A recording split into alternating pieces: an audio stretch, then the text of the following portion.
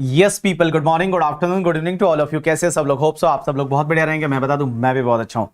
तो गाइज, आपने दो पहले रिवीजन लेक्चर्स आपने देख चुके होंगे, जिसमें पहला वाला रिवीजन लेक्चर आपका बेसिक कॉन्सेप्ट से रिलेटेड था, दूसरा आपका residential status and scope of total income से रिलेटेड था। बहुत सारे बच्चों के मैसेज आ रहे थे, सर एक काम करो सर, सैलरी का रिवीजन लेक्चर दे दो। तो let's start with the salary revision lecture. और मैं बता दूं, सैलरी इनकम, सैलरी हेड जो है उसमें इनकम कब टैक्सेबल होती है, तो उसकी चार्जिंग सेक्शन होती है सेक्शन 15। चार्जिंग सेक्शन ये बोलती है कि अगर आपका एम्प्लॉय एम्प्लॉयर का रिलेशनशिप है, एम्प्लॉय एम्प्लॉयर का रिलेशनशिप का मतलब होता है आपका मास्टर सर्वेंट का रिलेशनशिप है, तो उस पर्टिकुलर केस में आपकी जो इनकम है वो सैलरी हेड में टैक्सेबल हो जाएगी। एक बात समझना, सैलरी पढ़ते टाइम आपको अपने आप को एक एम्प्लॉय मानना है, बेचारा एक एम्प्लॉय मानना है, ठीक है, जो कहीं पे जॉब करता है, एम्प्लॉय एम्प्लॉयर का रिलेशनशिप है, तो जो भी आपको मिलेगा that is taxable under the head salary. अब क्वेश्चन ये आता है कि सर एक बात बताइए, अगर हम कहीं पार्ट टाइम जॉब करते हैं, या बहुत बार ऐसा हो सकता है हम दो जगह काम कर रहे हैं एक साथ में, तो भी क्या हमारी इनकम सैलरी हेड में जाएगी? आंसर इज यस, तो भी आपकी इनकम है वो सैलरी हेड में टैक्सेबल हो जाएगी। लेकिन सर एक बात बताइए, सैलरी हेड में इनकम टैक्सेबल कब होती है? जब सैलरी रिसीव होती है तब, या ड्यू होती है तब? Right answer is salary is taxable on the basis of the due और रिसीव्ड व्हिचएवर इज अर्लियर। जो भी दोनों में से अर्लियर है, या तो सैलरी ड्यू हो गया या रिसीव हो गया, दोनों में से जो अर्लियर रहेगा तब आपके लिए टैक्सेबल हो जाएगी। लेकिन एक चीज समझना, पार्टनर को पार्टनरशिप फर्म से जो भी सैलरी मिलेगा ना, वो सैलरी हेड में नहीं जाएगा, that is taxable under the head PGBP. Because partner जो होता है वो पार्टनरशिप फर्म के लिए एम्प्लॉय नहीं है, he is a partner. Partner means part owner, he is a owner of partnership firm. So in this particular case what ever partnership firm से salary मिलता है that is taxable under the head PGBP. अब एक और चीज समझना, MP MLA MLC है, वो कोई एम्प्लॉय नहीं है, they are the representative of people. So उनको जो भी सैलरी मिलेगा that is taxable under income from other sources. एक चीज समझना, दो वर्ड आते हैं, that is the contract of service and contract for service. अगर कॉन्ट्रैक्ट ऑफ सर्विस दे रखा है, इसका मतलब आपकी इनकम सैलरी में जाने वाली है।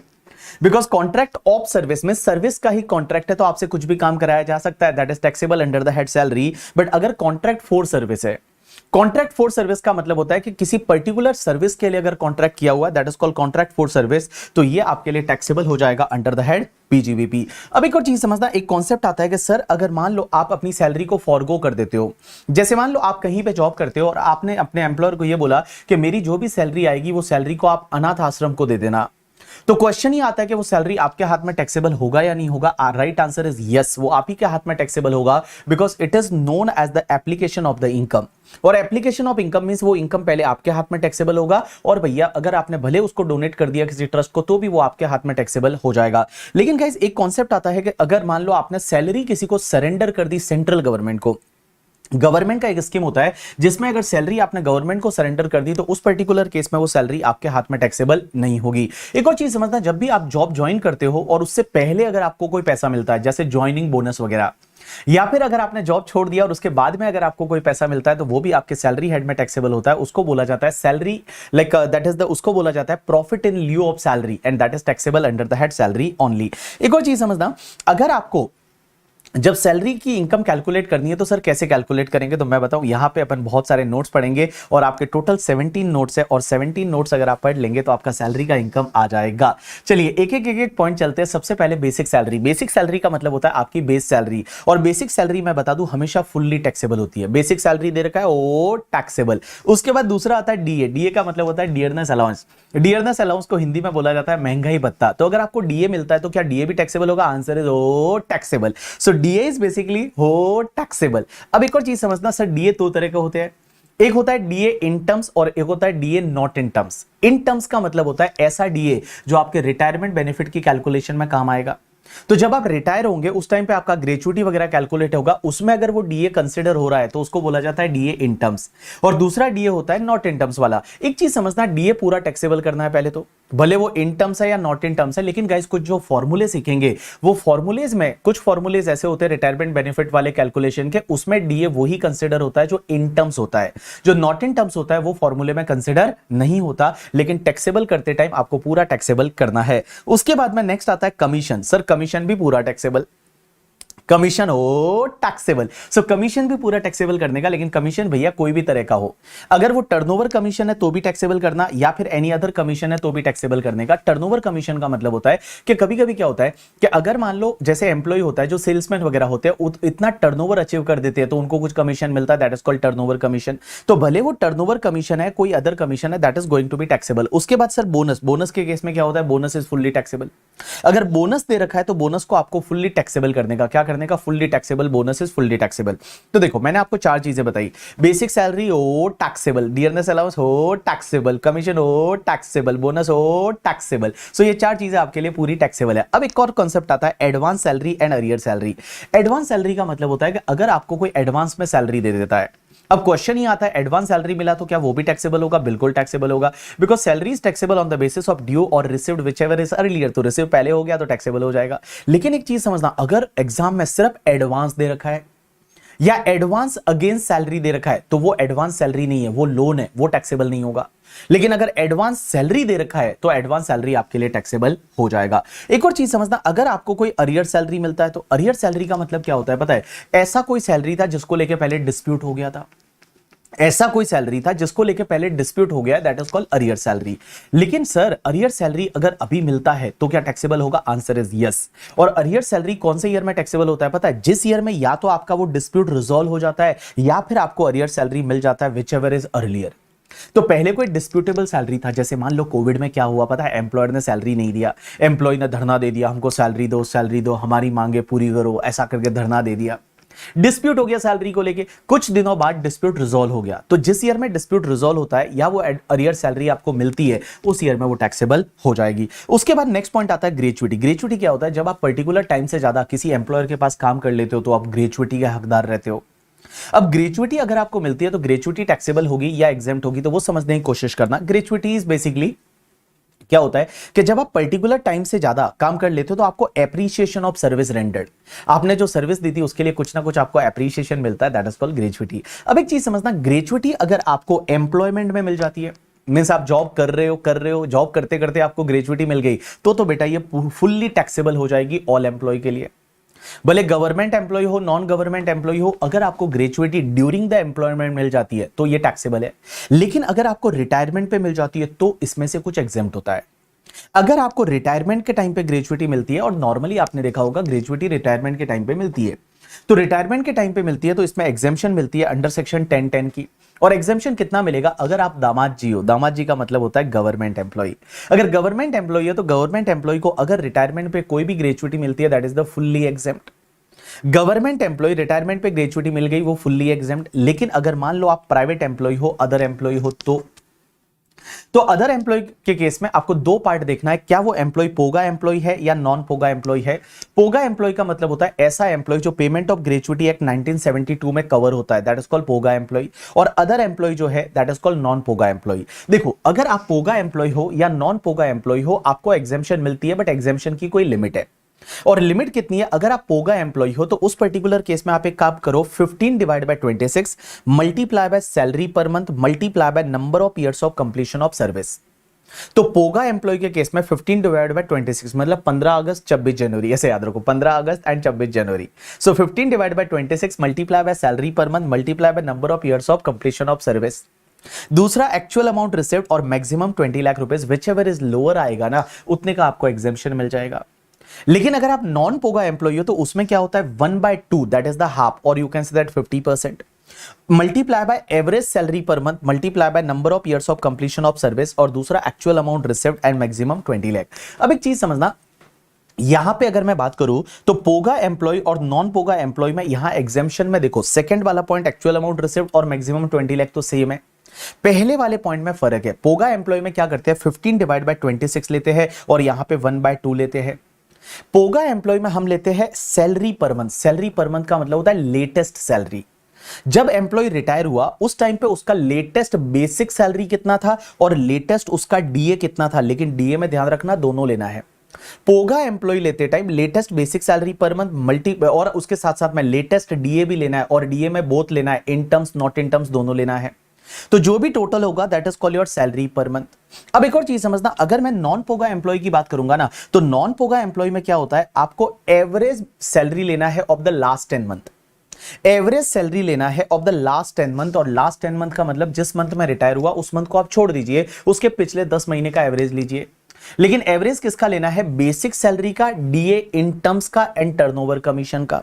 तो basic salary and DA in terms and turnover commission, उसका आप लास्ट 10 मंथ का एवरेज ले लीजिए, that is called average salary per month. और उसके बाद में आपको क्या करना है, number of years of completion of service. अब एक और चीज समझना, जब भी आप number of years of completion of service लेते हैं ना, तो पोगा एम्प्लॉय में ध्यान रखने का, अगर तुम्हारा मंथ का फ्रैक्शन जो है वो अगर 6 मंथ से ज्यादा है तो उसको राउंडेड ऑफ करना है।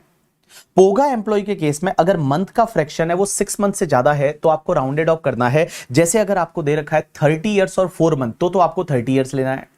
30 ईयर्स एंड 6 मंथ है तो भी आपको 30 ईयर्स लेना है। और 30 ईयर्स और 9 मंथ दे रखा है, मीन 6 मंथ से ज्यादा का फ्रैक्शन है तो आपको 31 ईयर्स करना है। मीन यहां पे फ्रैक्शन को आपको राउंडेड ऑफ करना है।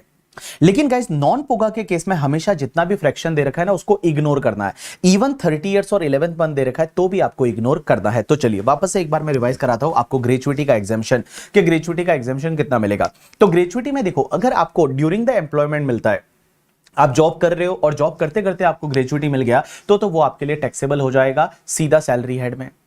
लेकिन अगर रिटायरमेंट के टाइम पे आपको ग्रेचुइटी मिलता है, और अगर आप दामाद जी हो, गवर्नमेंट एम्प्लॉय हो, तो पूरा एग्जेम्प्ट। अगर आप अदर एम्प्लॉय हो, उसमें दो पार्ट, एक तो पोगा एम्प्लॉय, एक नॉन पोगा एम्प्लॉय।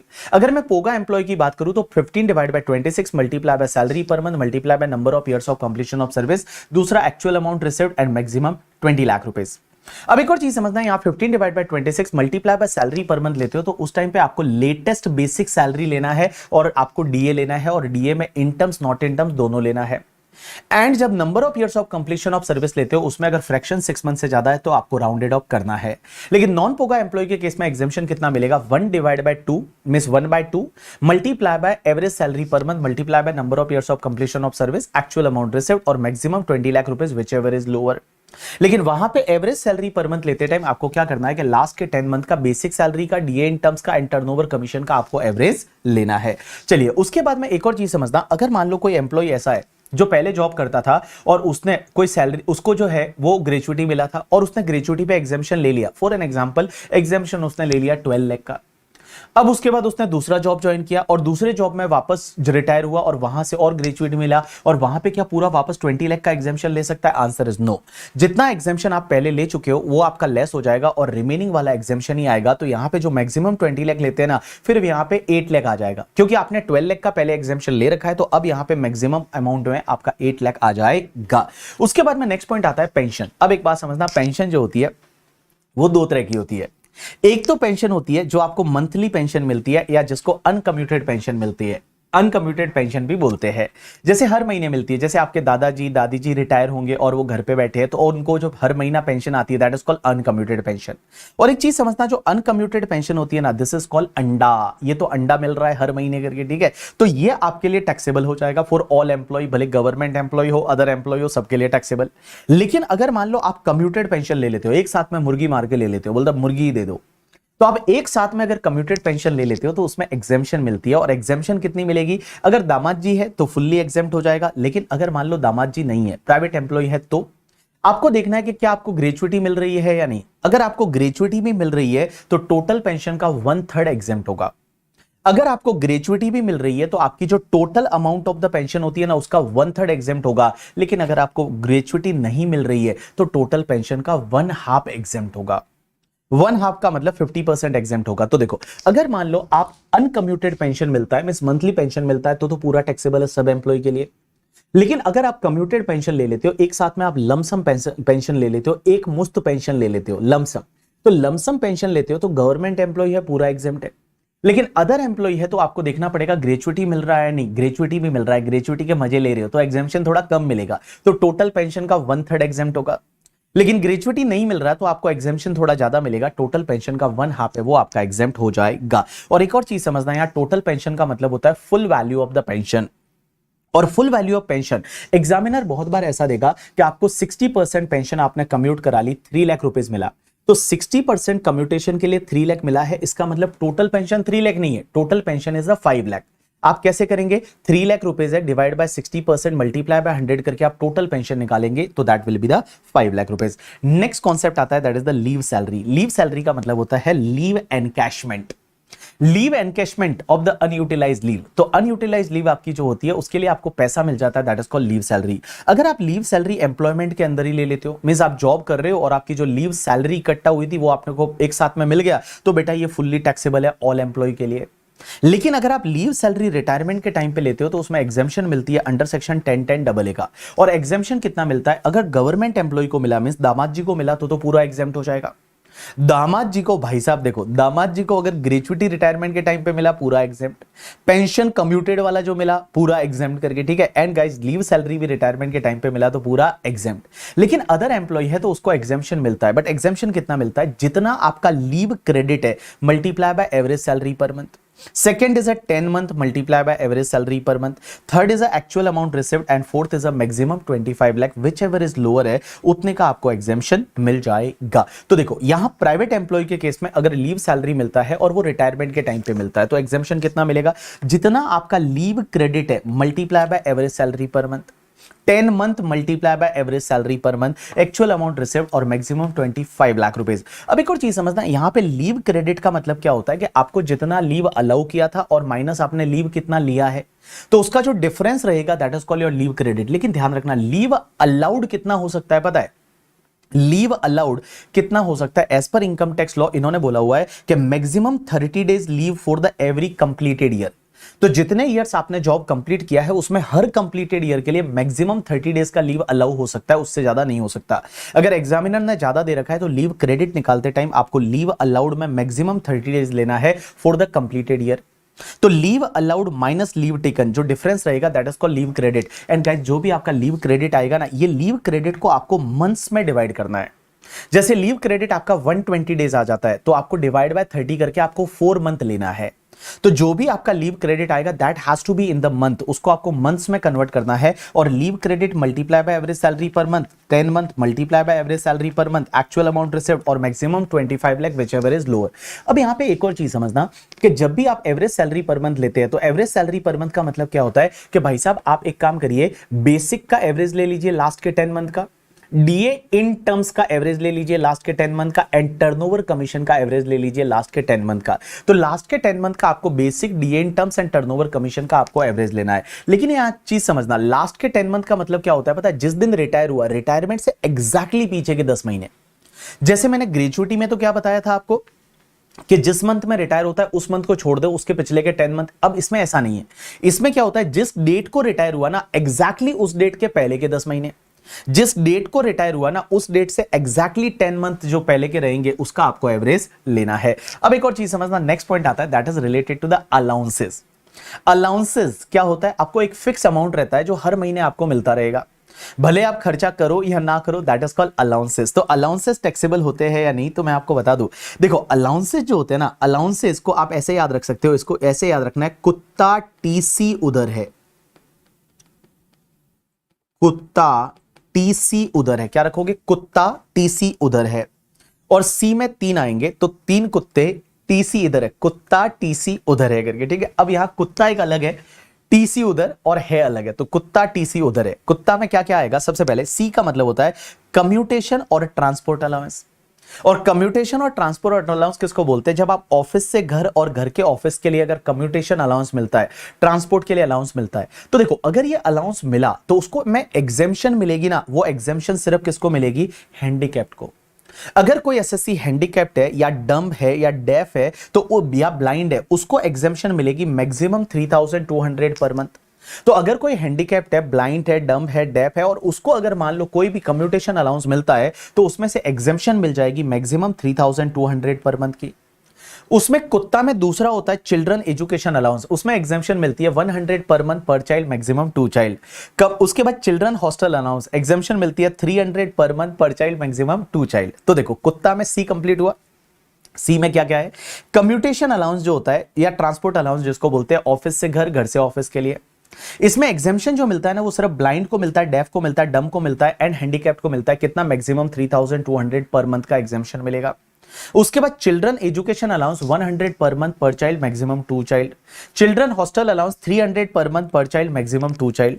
उसके बाद अंडरग्राउंड अलाउंस, ये अंडरग्राउंड अलाउंस उन लोगों को मिलता है जो माइंस में काम करते हैं, इसमें एग्जेम्पशन मिलेगी मैक्सिमम 800 पर मंथ की। उसके बाद में ट्राइबल एरिया अलाउंस, जो ट्राइबल एरिया वगैरह होते हैं झारखंड वगैरह, अगर वहां के ट्राइब्स एरिया है और वहां पे जो काम करते हैं उनको ट्राइबल एरिया अलाउंस मिलता है, तो उसमें एग्जेम्पशन मिलेगा मैक्सिमम 200 पर मंथ का।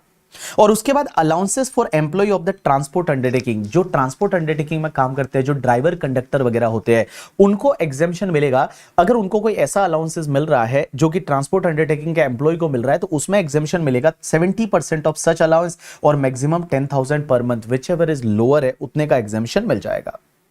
तो मैंने आपको अभी तक पढ़ाया कुत्ता। कुत्ता में क्या होता है, सी में 3 है, एक तो कम्यूटेशन अलाउंस, एक चिल्ड्रन हॉस्टल अलाउंस, एक चिल्ड्रन एजुकेशन अलाउंस। यू में आपका अंडरग्राउंड अलाउंस, टी में ट्राइबल एरिया अलाउंस एंड कुत्ता ए में allowances for employee of transport undertaking. Guys इनके केस में क्या है ना, अलाउंसेस का एक लिमिट है कि मैक्सिमम आपको इतना एग्जेम्प्ट हो जाएगा। मैक्सिमम एग्जेम्पशन का लिमिट दे रखा है अंडर सेक्शन 1014। लेकिन गाइस उसके बाद में अपन पढ़ते हैं टीसी उधर, और टीसी उधर में कौन सा है, टी का मतलब होता है आपका ट्रेवलिंग ऑन टूर अलाउंस, सी का मतलब होता है कन्वेंस अलाउंस, यू का मतलब होता है यूनिफॉर्म अलाउंस, डी का मतलब होता है डेली अलाउंस, एच का मतलब होता है helper allowance and guys R का मतलब होता है रिसर्च अलाउंस या एकेडमी अलाउंस। गाइज ये जो अलाउंस है ना 7 से लेके 12 तक, इनमें आपको एग्जेम्पशन कितना मिलता है, जितना अमाउंट आप एक्चुअल में स्पेंड करते हो, मतलब जितना एक्चुअल में आपने खर्चा किया ना उतना आपका एग्जेम्पशन मिल जाएगा। तो देखो कुत्ते की लिमिट है, और कुत्ते की लिमिट जो है वो कितनी है, तो मैंने आपको बताया। देखो कुत्ता में कम्यूटेशन अलाउंस सिर्फ हैंडीकैप्ड वगैरह को एग्जेम्पशन मिलेगा 3,200 पर मंथ।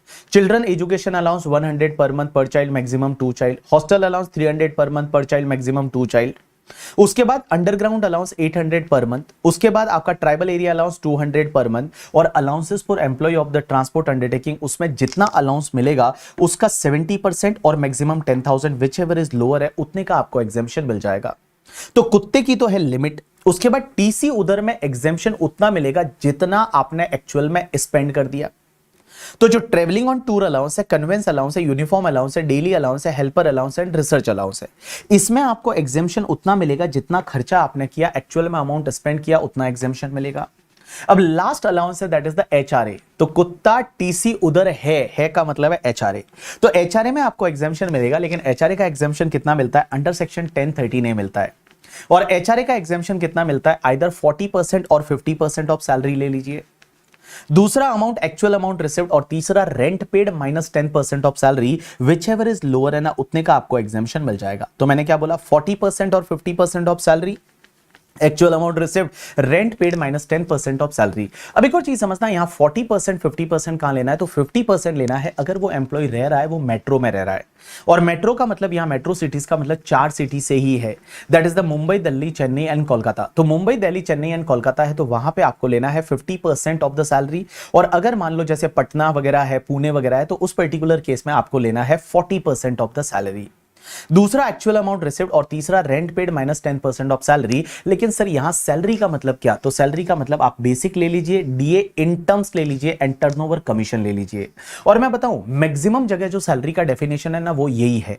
आप एक काम करिए, बेसिक सैलरी लीजिए, डीए इन टर्म्स लीजिए एंड टर्नओवर कमीशन लीजिए, ये तुम्हारे सैलरी का डेफिनेशन हो जाएगा। अब एक बात समझना, इसके अलावा अगर आपको कोई भी अलाउंस दिखता है एग्जाम में, जैसे हो सकता है आपको दे दिया मान लो मेडिकल अलाउंस पूरा टैक्सेबल करने का, अगर आपको दे रखा है टिफिन अलाउंस पूरा टैक्सेबल कर देने का, और कोई भी अलाउंसेस आपको दे रखा है तो आपको फुल्ली टैक्सेबल कर देने का। अब एक और चीज समझना, ये जितने भी अलाउंसेस हमने आपको पढ़ाए हैं ना, इन ये अलाउंसेस में एग्जेम्पशन जो मिलता है वो एग्जेम्पशन मिलेगा। लेकिन अगर आप 115 बीएससी डिफॉल्ट टैक्सेशन रिजिम में जाते हो ना, तो आपको अलाउंसेस का एग्जेम्पशन नहीं मिलेगा अदर देन डीटीडीसी।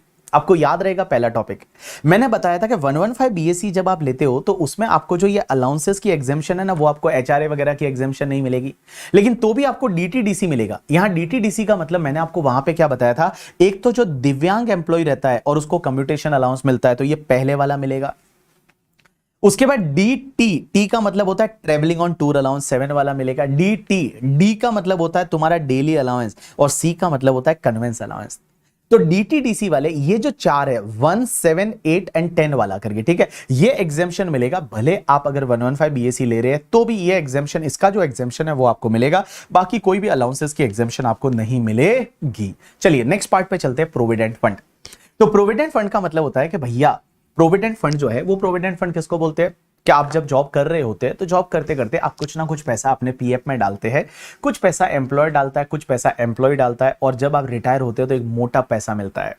जब आप रिटायर होते हैं तो एक बड़ा पैसा मिलता है, मोटा पैसा मिलता है। जब आपके समझ लो कि जो भी बच्चे होते हैं वो अंकल का जब ख्याल रखने लग जाते हैं तो उनको लग जाता है कि भाई साहब रिटायर होने वाले, एक मोटा पैसा, बड़ा पैसा मिलने वाला है प्रोविडेंट फंड से। तो सर प्रोविडेंट फंड जो होते हैं वो प्रोविडेंट फंड कितने टाइप के होते हैं तो मैं बता दूं, एक होता है स्टैट्यूटरी प्रोविडेंट फंड जो कि गवर्नमेंट कंपनीज पे लगता है, एक होता है रिकॉग्नाइज्ड प्रोविडेंट फंड जिसका रिकॉग्निशन ले रखा होता है, एक होता है अनरिकॉग्नाइज्ड प्रोविडेंट फंड, और एक होता है PPF, public provident fund. Public provident fund नाम से ही पता चलता है पब्लिक के लिए है, तो ये तो आम लोगों के लिए, जैसे आप, मैं, आपकी मम्मी, आपके पापा, कोई भाई वगैरह पीपीएफ में पैसा डाल सकते हैं। 500 रुपए से लेके 1,50,000 एवरी ईयर आप पीपीएफ में पैसा डाल सकते हो, that is called public provident fund. लेकिन गाइस एम्प्लॉय के जो प्रोविडेंट फंड होते हैं ना, वो एम्प्लॉय के प्रोविडेंट फंड तीन ही तरीके के होते हैं। One is the statutory provident fund, one is the recognised provident fund and one is the unrecognised provident fund. Let's start with the one by one provident fund. सबसे पहला जो है that is called your statutory provident fund. और ये statutory provident fund होता है ना, ये स्टैट्यूटरी प्रोविडेंट फंड गवर्नमेंट या सेमी गवर्नमेंट एम्प्लॉयज को लगता है। जो गवर्नमेंट एम्प्लॉय होते हैं, सेमी गवर्नमेंट एम्प्लॉय होते हैं, उनको जो लगता है वो एसपीएफ, जैसे रेलवे वगैरह में एसपीएफ चलता है। अब एक बात समझना, जो एसपीएफ है स्टैट्यूटरी प्रोविडेंट फंड, उसमें कुछ पैसा एम्प्लॉय डालता है, कुछ पैसा एम्प्लॉयर डालता है, उस पे हर साल कुछ ना कुछ इंटरेस्ट आता है, और लास्ट में जब एम्प्लॉय रिटायर होता है तो उसको एक मोटा पैसा मिलता है। मिस डालते हो तो क्या होगा और जब आप निकालते हो तब क्या होगा। तो यहां पे अपन ऐसे सीखेंगे कि डालेंगे तो क्या होगा और निकालेंगे तो क्या होगा, ठीक है। तो चलो सबसे पहले डालते टाइम, तो डालते टाइम अगर एम्प्लॉय ने खुद ने पैसा डाला, एम्प्लॉय ने अगर एसपीएफ में कंट्रीब्यूशन किया, तो आपको इग्नोर करने का। क्यों इग्नोर करने का? क्योंकि एम्प्लॉय ने पहले सैलरी पे टैक्स भरा होगा, और जो टैक्स भरा हुआ पैसा है वही तो बेचारे ने डाला है, तो सैलरी की इनकम पे वो टैक्स भरेगा, और टैक्स भरने के बाद उसका जो पैसा बचेगा उसमें से उसने अगर जो है वो एसपीएफ में डाला है, तो अगर एम्प्लॉय का कंट्रीब्यूशन है उसको इग्नोर करने का। लेकिन एम्प्लॉय ने जो एसपीएफ में कंट्रीब्यूशन किया है ना, उसका डिडक्शन आपको एटीसी में मिल जाएगा अंडर चैप्टर 6 ए डिडक्शन में। तो डिडक्शन अंडर चैप्टर 6 में जो एटीसी है ना, उसमें जाके देखोगे तो वहां लिखा हुआ है कि employee contribution towards the SPF या आरपीएफ में पैसा डाला तो एम्प्लॉय को डिडक्शन मिलता है। तो देखो एम्प्लॉय का खुद का कंट्रीब्यूशन इग्नोर करने का, क्योंकि उसने टैक्स भरने के बाद जो पैसा बचा था उसमें से उसने डाला है, तो भैया उसको कोई बेनिफिट मिला नहीं है, तो इसको आप इग्नोर करो। लेकिन एम्प्लॉयर ने आपके लिए पैसा डाला है, एम्प्लॉयर जो है वो एम्प्लॉयर ने पैसा डाला है एम्प्लॉय के लिए, वो तो फायदा हुआ एम्प्लॉय को। लेकिन एम्प्लॉय के हाथ में ये बेनिफिट पूरा एग्जेम्प्ट हो जाएगा, अभी एम्प्लॉय के हाथ में कुछ भी टैक्सेबल नहीं करना। हर साल जो इंटरेस्ट क्रेडिट होगा एम्प्लॉय के खुद के कंट्रीब्यूशन पे और एम्प्लॉयर के कंट्रीब्यूशन पे, हर साल जो इंटरेस्ट क्रेडिट होगा वो इंटरेस्ट भी आपका एग्जेम्प्ट हो जाएगा। एंड गाइस रिटायरमेंट के टाइम पे जो पैसा मिलेगा ना, वो भी एग्जेम्प्ट हो जाएगा। मींस डालते टाइम भी एग्जेम्प्ट और निकालते टाइम भी एग्जेम्प्ट, डालते टाइम भी एग्जेम्प्ट और निकालते टाइम भी एग्जेम्प्ट। तो एग्जाम में ये नहीं पूछा जाएगा, ठीक है। तो देखो सबसे पहली चीज है, अपन पढ़ रहे हैं एसपीएफ। एसपीएफ का मतलब होता है स्टैट्यूटरी प्रोविडेंट फंड। एसपीएफ के केस में क्या होता है, देखो एम्प्लॉय का खुद का कंट्रीब्यूशन आपको इग्नोर करने का, क्योंकि उसने टैक्स भरने के बाद जो पैसा है उसमें से उसने डाला है, तो वो इग्नोर करो। बट एम्प्लॉय के खुद के कंट्रीब्यूशन पे एटीसी में डिडक्शन मिलेगा, डिडक्शन अंडर चैप्टर 6 में। एम्प्लॉयर का कंट्रीब्यूशन जो है वो एम्प्लॉय को फायदा हुआ, लेकिन एम्प्लॉय के हाथ में ये बेनिफिट एग्जेम्प्ट है। हर साल जो इंटरेस्ट आएगा एम्प्लॉय के खुद के कंट्रीब्यूशन पे और एम्प्लॉयर के कंट्रीब्यूशन पे, वो भी एग्जेम्प्ट है। एंड गाइस रिटायरमेंट के टाइम पे जो पैसा निकालेंगे वो भी एग्जेम्प्ट हो जाएगा, कोई भी टैक्स नहीं लगेगा। तो मैं बताऊं यहां पे एग्जेम्प्ट एग्जेम्प्ट एग्जेम्प्ट हो गया, क्योंकि पैसा डाला एम्प्लॉयर ने वगैरह तब एग्जेम्प्ट है एम्प्लॉय के हाथ में, इंटरेस्ट आया तब भी एग्जेम्प्ट है, और लास्ट में जब रिटायरमेंट के टाइम पे बड़ा मोटा पैसा मिला तब भी एग्जेम्प्ट हो जाएगा। दूसरा, अगर कोई रिकॉग्नाइज्ड प्रोविडेंट फंड है, रिकॉग्नाइज्ड प्रोविडेंट फंड का मतलब होता है कि ऐसा प्रोविडेंट फंड जिसका कमिश्नर से रिकॉग्निशन ले रखा है। जो कमिश्नर ऑफ इनकम टैक्स होता है उससे अगर रिकॉग्निशन ले रखी है तो उसको अपन बोलते हैं आरपीएफ या रिकॉग्नाइज्ड प्रोविडेंट फंड। अब देखो रिकॉग्नाइज्ड प्रोविडेंट फंड में अगर एम्प्लॉय ने पैसा डाला तो एम्प्लॉय का कंट्रीब्यूशन तो इग्नोर करना है, क्योंकि उसने टैक्स भरने के बाद जो पैसा बचा होगा उसमें से डाला होगा। लेकिन इसका डिडक्शन एटीसी में डिडक्शन अंडर चैप्टर 6 में मिल जाएगा। अब एम्प्लॉयर का कंट्रीब्यूशन का क्या होगा, तो अगर एम्प्लॉयर है वो आपके लिए अगर आरपीएफ में पैसा डाल रहा है तो आपको फायदा तो हो रहा है, लेकिन इसमें एग्जेम्पशन मिल जाएगी up to 12% of the salary. तो एम्प्लॉयर ने जितना भी कंट्रीब्यूशन किया उसमें से 12% ऑफ सैलरी तक एग्जेम्प्ट हो जाएगा, और 12% तक ऑफ सैलरी में यहां पे basic salary plus DA in terms plus turnover commission लेना है। Basic salary plus DA in terms plus turnover commission लेना है। तो जैसे एम्प्लॉयर ने मान लो 15% कंट्रीब्यूशन किया basic salary plus DA in terms plus turnover commission का, तो उसमें से 12% तक है वो एम्प्लॉय के हाथ में एग्जेम्प्ट हो जाएगा। अब एक और चीज समझना, हर साल जो इंटरेस्ट क्रेडिट होगा उसका क्या होगा, तो हर साल जो इंटरेस्ट एक्यूमुलेट होगा और क्रेडिट होगा उसमें 9.5% पर एनम तक है तो एग्जेम्प्ट है, 9.5% के ऊपर वाला टैक्सेबल हो जाएगा। तो एग्जामिनर ऐसा देगा कि आरपीएफ में आपका जो इंटरेस्ट क्रेडिट हुआ वो 12% हुआ है 12,000, तो 12% 12,000 हुआ है तो 9.5% है वो 9,500 हो जाएगा, तो 9,500 तक एग्जेम्प्ट है और उसके ऊपर वाला जो भी रहेगा वो आपका टैक्सेबल हो जाएगा। तो देखो मैंने क्या बोला, जब पैसा डालते हैं तो क्या होगा आरपीएफ में, एम्प्लॉय का कंट्रीब्यूशन इग्नोर करो, एम्प्लॉयर का कंट्रीब्यूशन एग्जेम्प्ट होगा up to 12% of salary, employer और एम्प्लॉय के कंट्रीब्यूशन पे जो इंटरेस्ट एक्रूड होगा वो अप टू 9.5% पर एनम तक एग्जेम्प्ट है, उसके ऊपर वाला टैक्सेबल है, और रिटायरमेंट के टाइम पे जो भी पैसा मिलेगा वो पैसा आपका रिटायरमेंट के टाइम पे जो भी पैसा मिलेगा वो रिटायरमेंट के टाइम पे पैसा मिलेगा वो एग्जेम्प्ट है। तो देखो इसमें कैसा है कि जब पैसा डाल रहे हैं आरपीएफ में, एम्प्लॉय का कंट्रीब्यूशन इग्नोर करो, एम्प्लॉयर का कंट्रीब्यूशन एग्जेम्प्ट है up to 12% of salary, interest जो भी आएगा वो 9.5% पर एनम तक एग्जेम्प्ट है, और जब पैसा निकालेंगे at the time of retirement तो वो भी आपका फुल्ली एग्जेम्प्ट हो जाएगा अंडर सेक्शन 10(12). लेकिन गाइस इसमें एक कंडीशन है, कंडीशन इसमें यह है कि भाई साहब ये जो पैसा आप जब निकालोगे रिटायरमेंट के टाइम पे तो ये एग्जेम्प्ट है, लेकिन कंडीशन ये है कि एटलीस्ट 5 साल का सर्विस होना चाहिए। अगर आपने 5 साल का सर्विस रेंडर्ड किया है तो ही एग्जेम्प्ट होगा, अगर 5 साल का सर्विस रेंडर्ड नहीं हुआ और रिटायरमेंट के टाइम पे पैसा मिल रहा है तो जो भी एम्प्लॉयर का कंट्रीब्यूशन था जिसपे आपने एग्जेम्पशन वो 12% का लिया था और इंटरेस्ट जिसपे 9.5% का एग्जेम्पशन लिया था, तो जितना पहले एग्जेम्पशन लिया था वो टैक्सेबल हो जाएगा अगर 5 साल से पहले आप रिटायर होके और अगर ये पैसा निकाल लेते हो तो। लेकिन 5 साल की सर्विस रेंडर्ड की है उसके बाद अगर आप रिटायर होते हो तो उसमें कोई दिक्कत नहीं है। लेकिन एक और चीज समझना, 5 साल के अंदर रिटायर होते हो और अगर आप पैसा मिलता है तो भी आपका एग्जेम्प्ट हो जाएगा 3 केसेस में। There are 3 exceptional cases. पहला, अगर मान लो एम्प्लॉय की हेल्थ इशू है, means he is retired due to the ill health. Second is कि अगर मान लो एम्प्लॉयर का बिजनेस ही बंद हो गया, एम्प्लॉयर जो है उसका बिजनेस ही बंद हो गया और एम्प्लॉयर का बिजनेस बंद हो गया और उसकी वजह से उसको मिल रहा है तो।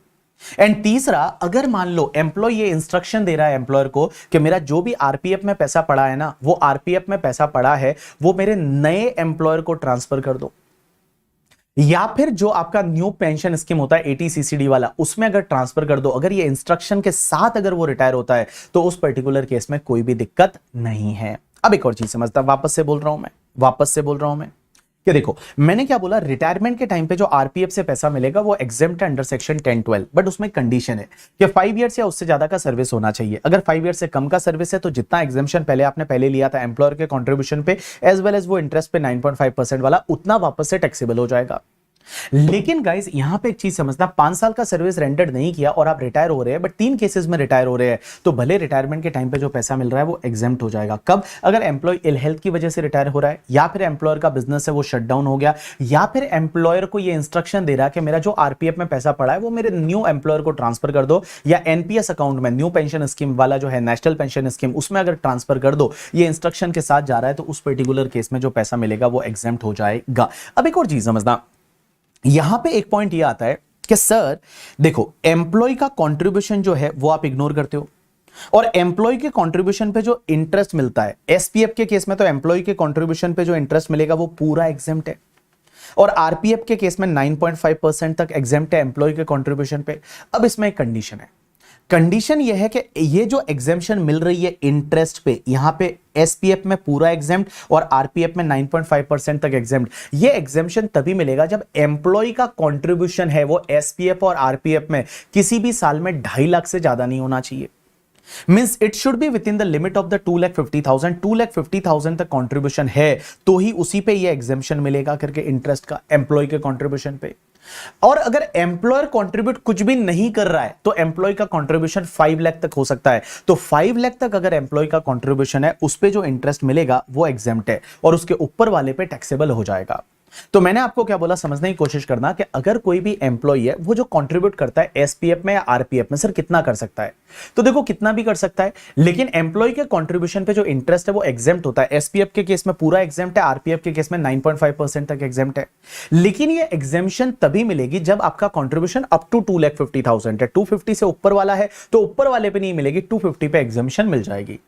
लेकिन अगर एम्प्लॉयर कुछ भी कंट्रीब्यूट नहीं कर रहा तो ये लिमिट 5 लाख की हो जाएगी। 5 लाख तक एम्प्लॉय अगर कंट्रीब्यूट करेगा तो उस पे जो भी इंटरेस्ट आएगा वो 9.5% तक, या फिर एसपीएफ के केस में पूरा ही एग्जेम्प्ट हो जाएगा। लेकिन गाइस अगर मान लो वो 2,50,000 या 5 लाख से ऊपर का कंट्रीब्यूशन है तो ऊपर वाले पे जो इंटरेस्ट आएगा वो एम्प्लॉय के हाथ में पूरा टैक्सेबल हो जाएगा एज अ परक्यूजिट। चलिए last part is URPF. URPF का मतलब होता है अनरिकॉग्नाइज प्रोविडेंट फंड। अब एक चीज समझना, ये अनरिकॉग्नाइज प्रोविडेंट फंड ऐसा प्रोविडेंट फंड होता है करके, ठीक है, अनरिकॉग्नाइज प्रोविडेंट फंड ऐसा प्रोविडेंट फंड होता है, आप यहां पे ऐसे लिखेंगे unrecognised PF which is not recognised by the commissioner of income tax. यहां पे नॉट प्रिंट नहीं हुआ था, देख लेना। तो provident fund which is not recognised by the commissioner of income tax is called URPF.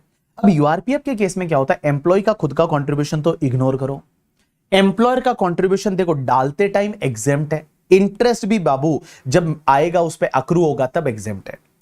तो एम्प्लॉय का कंट्रीब्यूशन इग्नोर करो, एम्प्लॉयर का कंट्रीब्यूशन डालते टाइम जो है वो एग्जेम्प्ट है। इंटरेस्ट जो आएगा एम्प्लॉय के कंट्रीब्यूशन और एम्प्लॉयर के कंट्रीब्यूशन पे जब इंटरेस्ट अक्रू हो रहा है तब एग्जेम्प्ट है। लेकिन बाबू रिटायरमेंट के टाइम पे जो पैसा मिलेगा तब क्या होगा, रिटायरमेंट के टाइम पे जो पैसा मिलेगा उसमें एम्प्लॉय का खुद का कंट्रीब्यूशन वापस मिल गया तो वो आपको इग्नोर करने का, क्योंकि उस पे तो ऑलरेडी टैक्स भरा हुआ था। लेकिन एम्प्लॉयर का कंट्रीब्यूशन है वो अगर अभी मिला रिटायरमेंट के टाइम पे, क्योंकि उस एम्प्लॉयर ने यूआरपीएफ में पैसा डाला था, अब रिटायरमेंट के टाइम पे वो बड़ा पैसा मिला तो और उसमें एम्प्लॉयर का कंट्रीब्यूशन जितना था वो टैक्सेबल हो जाएगा अंडर द हेड सैलरी, और एम्प्लॉयर के कंट्रीब्यूशन पे जो इंटरेस्ट रहेगा वो भी टैक्सेबल हो जाएगा अंडर द हेड सैलरी, और एम्प्लॉय के कंट्रीब्यूशन पे जो इंटरेस्ट रहेगा that is taxable under income from other sources. तो देखो मैंने क्या बोला, बात कर रहे हैं यूआरपीएफ की। यूआरपीएफ का मतलब होता है अनरिकॉग्नाइज प्रोविडेंट फंड, ऐसा प्रोविडेंट फंड जिसका आपने इनकम टैक्स डिपार्टमेंट से रिकॉग्निशन नहीं ले रखा। एम्प्लॉय का कंट्रीब्यूशन इग्नोर करो, एम्प्लॉयर का कंट्रीब्यूशन डालते टाइम एग्जेम्प्ट है, इंटरेस्ट भी अक्रूड होगा तब एग्जेम्प्ट है। लेकिन रिटायरमेंट के टाइम पे जब पैसा मिलेगा तो क्या होगा, अगर रिटायरमेंट के टाइम पे पैसा मिला, एम्प्लॉय का खुद का कंट्रीब्यूशन वापस मिला, वो एग्जेम्प्ट है, इग्नोर कर दो बेसिकली। एम्प्लॉयर का कंट्रीब्यूशन जो मिला और एम्प्लॉयर के कंट्रीब्यूशन पे जो इंटरेस्ट आया वो एकदम लमसम साथ में मिला, सैलरी हेड में टैक्सेबल कर दो, और एम्प्लॉय के कंट्रीब्यूशन पे जो इंटरेस्ट मिला वो आप अदर सोर्सेज में टैक्सेबल कर दो। चलिए नेक्स्ट पार्ट पे चलते हैं, that is the superannuation fund. Superannuation fund provident fund जैसा ही होता है लेकिन उसमें एनुअली कुछ ना कुछ पैसा डालते हैं। तो सुपर एनुएशन फंड में अगर एम्प्लॉय ने कुछ पैसा डाला वो इग्नोर करने का और उसको एटीसी में डिडक्शन मिल जाएगा। लेकिन एम्प्लॉयर ने जो कंट्रीब्यूशन किया वो एग्जेम्प्ट होता है अप टू 7,50,000 पर एनम। तो एम्प्लॉयर ने अगर एसपीएफ में पैसा डाला है, that is sorry approved superannuation fund में एएसएफ में पैसा डाला है एम्प्लॉयर ने, तो अप टू 7,50,000 पर एनम तक एग्जेम्प्ट हो जाएगा।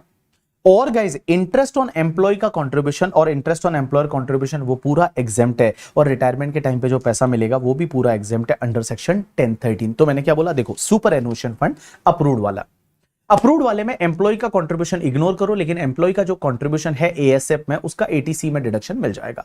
एम्प्लॉयर का कंट्रीब्यूशन एग्जेम्प्ट है अप टू 7,50,000 पर एनम, और वो लिमिट आएगी 1727 में। ये 1727 क्या है अभी मैं बताऊंगा।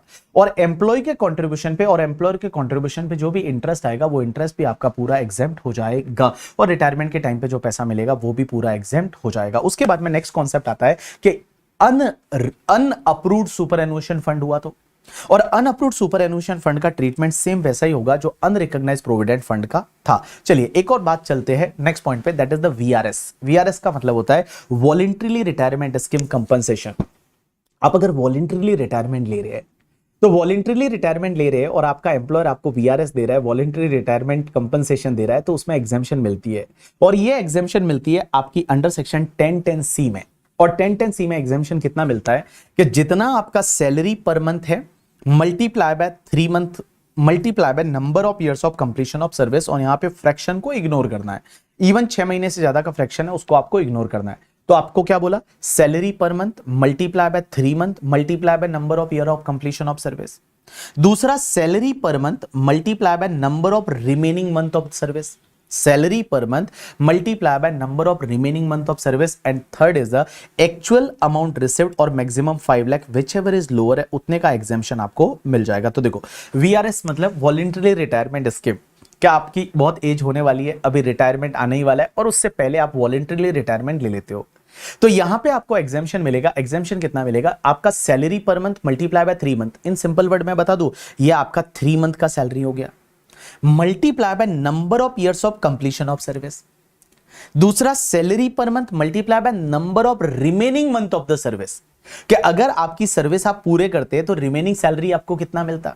तीसरा एक्चुअल अमाउंट रिसीव्ड और चौथा maximum 5 lakh whichever is lower है उतने का आपको एग्जाम्शन मिल जाएगा। और यहां पे भी सैलरी का मतलब basic plus DA in terms plus turnover commission कर दीजिए। नोट नंबर 13 आता है रिट्रेंचमेंट कंपनसेशन। इसमें क्या होता है, आपको अगर जॉब से निकाल दिया जाता है, अगर आपको जॉब से निकाल दिया जाता है, रिट्रेंचमेंट स्ट्रेटेजी आपने एसएम में पढ़ा होगा, स्ट्रेटेजिक मैनेजमेंट में, तो रिट्रेंचमेंट कंपनसेशन अगर आपको मिलता है तो उसमें आपको एग्जाम्शन मिलेगा। एग्जाम्शन कितना मिलेगा? जो कंपनसेशन है as per the industrial dispute act और maximum 5 lakh whichever is lower. और इंडस्ट्रियल डिस्प्यूट एक्ट के हिसाब से कंपनसेशन कैसे निकालेंगे? 15 divide by 26 multiply by average salary of the last 3 month, और यहां पे एवरेज सैलरी में basic plus DA in terms plus turnover commission ले लीजिए और multiply by number of years of completion of service. तो देखो 15 divide by 26 multiply by average salary of the last 3 month और multiply by number of years of completion of service. और यहां पे number of years लेते time अगर 6 month से ज्यादा का मंथ का अगर आपका फ्रैक्शन है तो आपको राउंडेड ऑफ करना पड़ेगा। अब उसके बाद में नेक्स्ट पे चल रहे हैं परक्यूजिट, और सबसे इंटरेस्टिंग पार्ट आता है परक्यूजिट का। नेक्स्ट कॉन्सेप्ट आता है दैट इज द परक्यूजिट। अब एक बात बताइए सर, परक्यूजिट और अलाउंसेस में क्या फर्क है? एक तो होता है अलाउंस करके, जो अपन ने पढ़ा था कितना टीसी उधर है। अब एक बात समझो, अलाउंसेस में क्या होता है कि आपको हर महीने एक फिक्स अमाउंट मिलेगा, आपको खर्चा करना है तो करो, नहीं करना तुम्हारी मर्जी, दैट इज कॉल्ड अलाउंसेस। जैसे आपको एचआरए मिल गया, हाउस रेंट अलाउंस, तो एचआरए जब आपको मिल गया, अब आप घर पे रहो, रोड पे रहो, रेलवे स्टेशन पे रहो, आपकी मर्जी है वहां रहो, हर महीने आपको मिलता रहेगा, दैट इज कॉल्ड अलाउंस, जो मॉनिटरी पार्ट रहता है, पैसा मिलता है। एक होता है परक्यूजिट। परक्यूजिट क्या होता है कि जिसमें आपको जो है ना वो फिक्स अमाउंट नहीं मिलता, मींस आपको कुछ बेनिफिट दिया जाता है, कुछ परक्यूजिट दिया जाता है, कोई एक्स्ट्रा फैसिलिटी दी जाती है, that is called your perquisite. अब एक बात समझो, अगर आपको एचआरए मिला, हाउस रेंट अलाउंस मिला, वो अलाउंस है। बट अगर आपको हाउस फैसिलिटी मिल गई, रेंट फ्री अकोमोडेशन मिल गया, मींस रहने को घर दे दिया, तो एक तो होता है रहने को घर देना, that is called perquisite. But अगर मान लो हाउस रेंट अलाउंस दिया, दैट इज कॉल्ड अलाउंसेस। तो अलाउंसेस हम पहले पढ़ चुके हैं, अब अपन बात कर रहे हैं परक्यूजिट। सो सबसे पहला परक्यूजिट हम आपको सिखाने वाले हैं, that is the LTC. LTC का मतलब होता है लीव ट्रेवल कंसेशन। अब एक बात समझना, ये लीव ट्रेवल कंसेशन क्या होता है कि अपना जो एम्प्लॉयर रहता है, वो एम्प्लॉयर क्या करता है, एम्प्लॉय को घूमी घूमी करने भेजता है, घूमने के लिए भेजता है, और घूमने के लिए कहां भेजता है? इंडिया में कहीं पे भी। तो इंडिया में अगर आप कहीं पे भी घूमने जाते हो और जो ट्रेवल का खर्चा होता है वो अगर एम्प्लॉयर आपका पे करता है तो उसको बोला जाता है लीव ट्रेवल कंसेशन।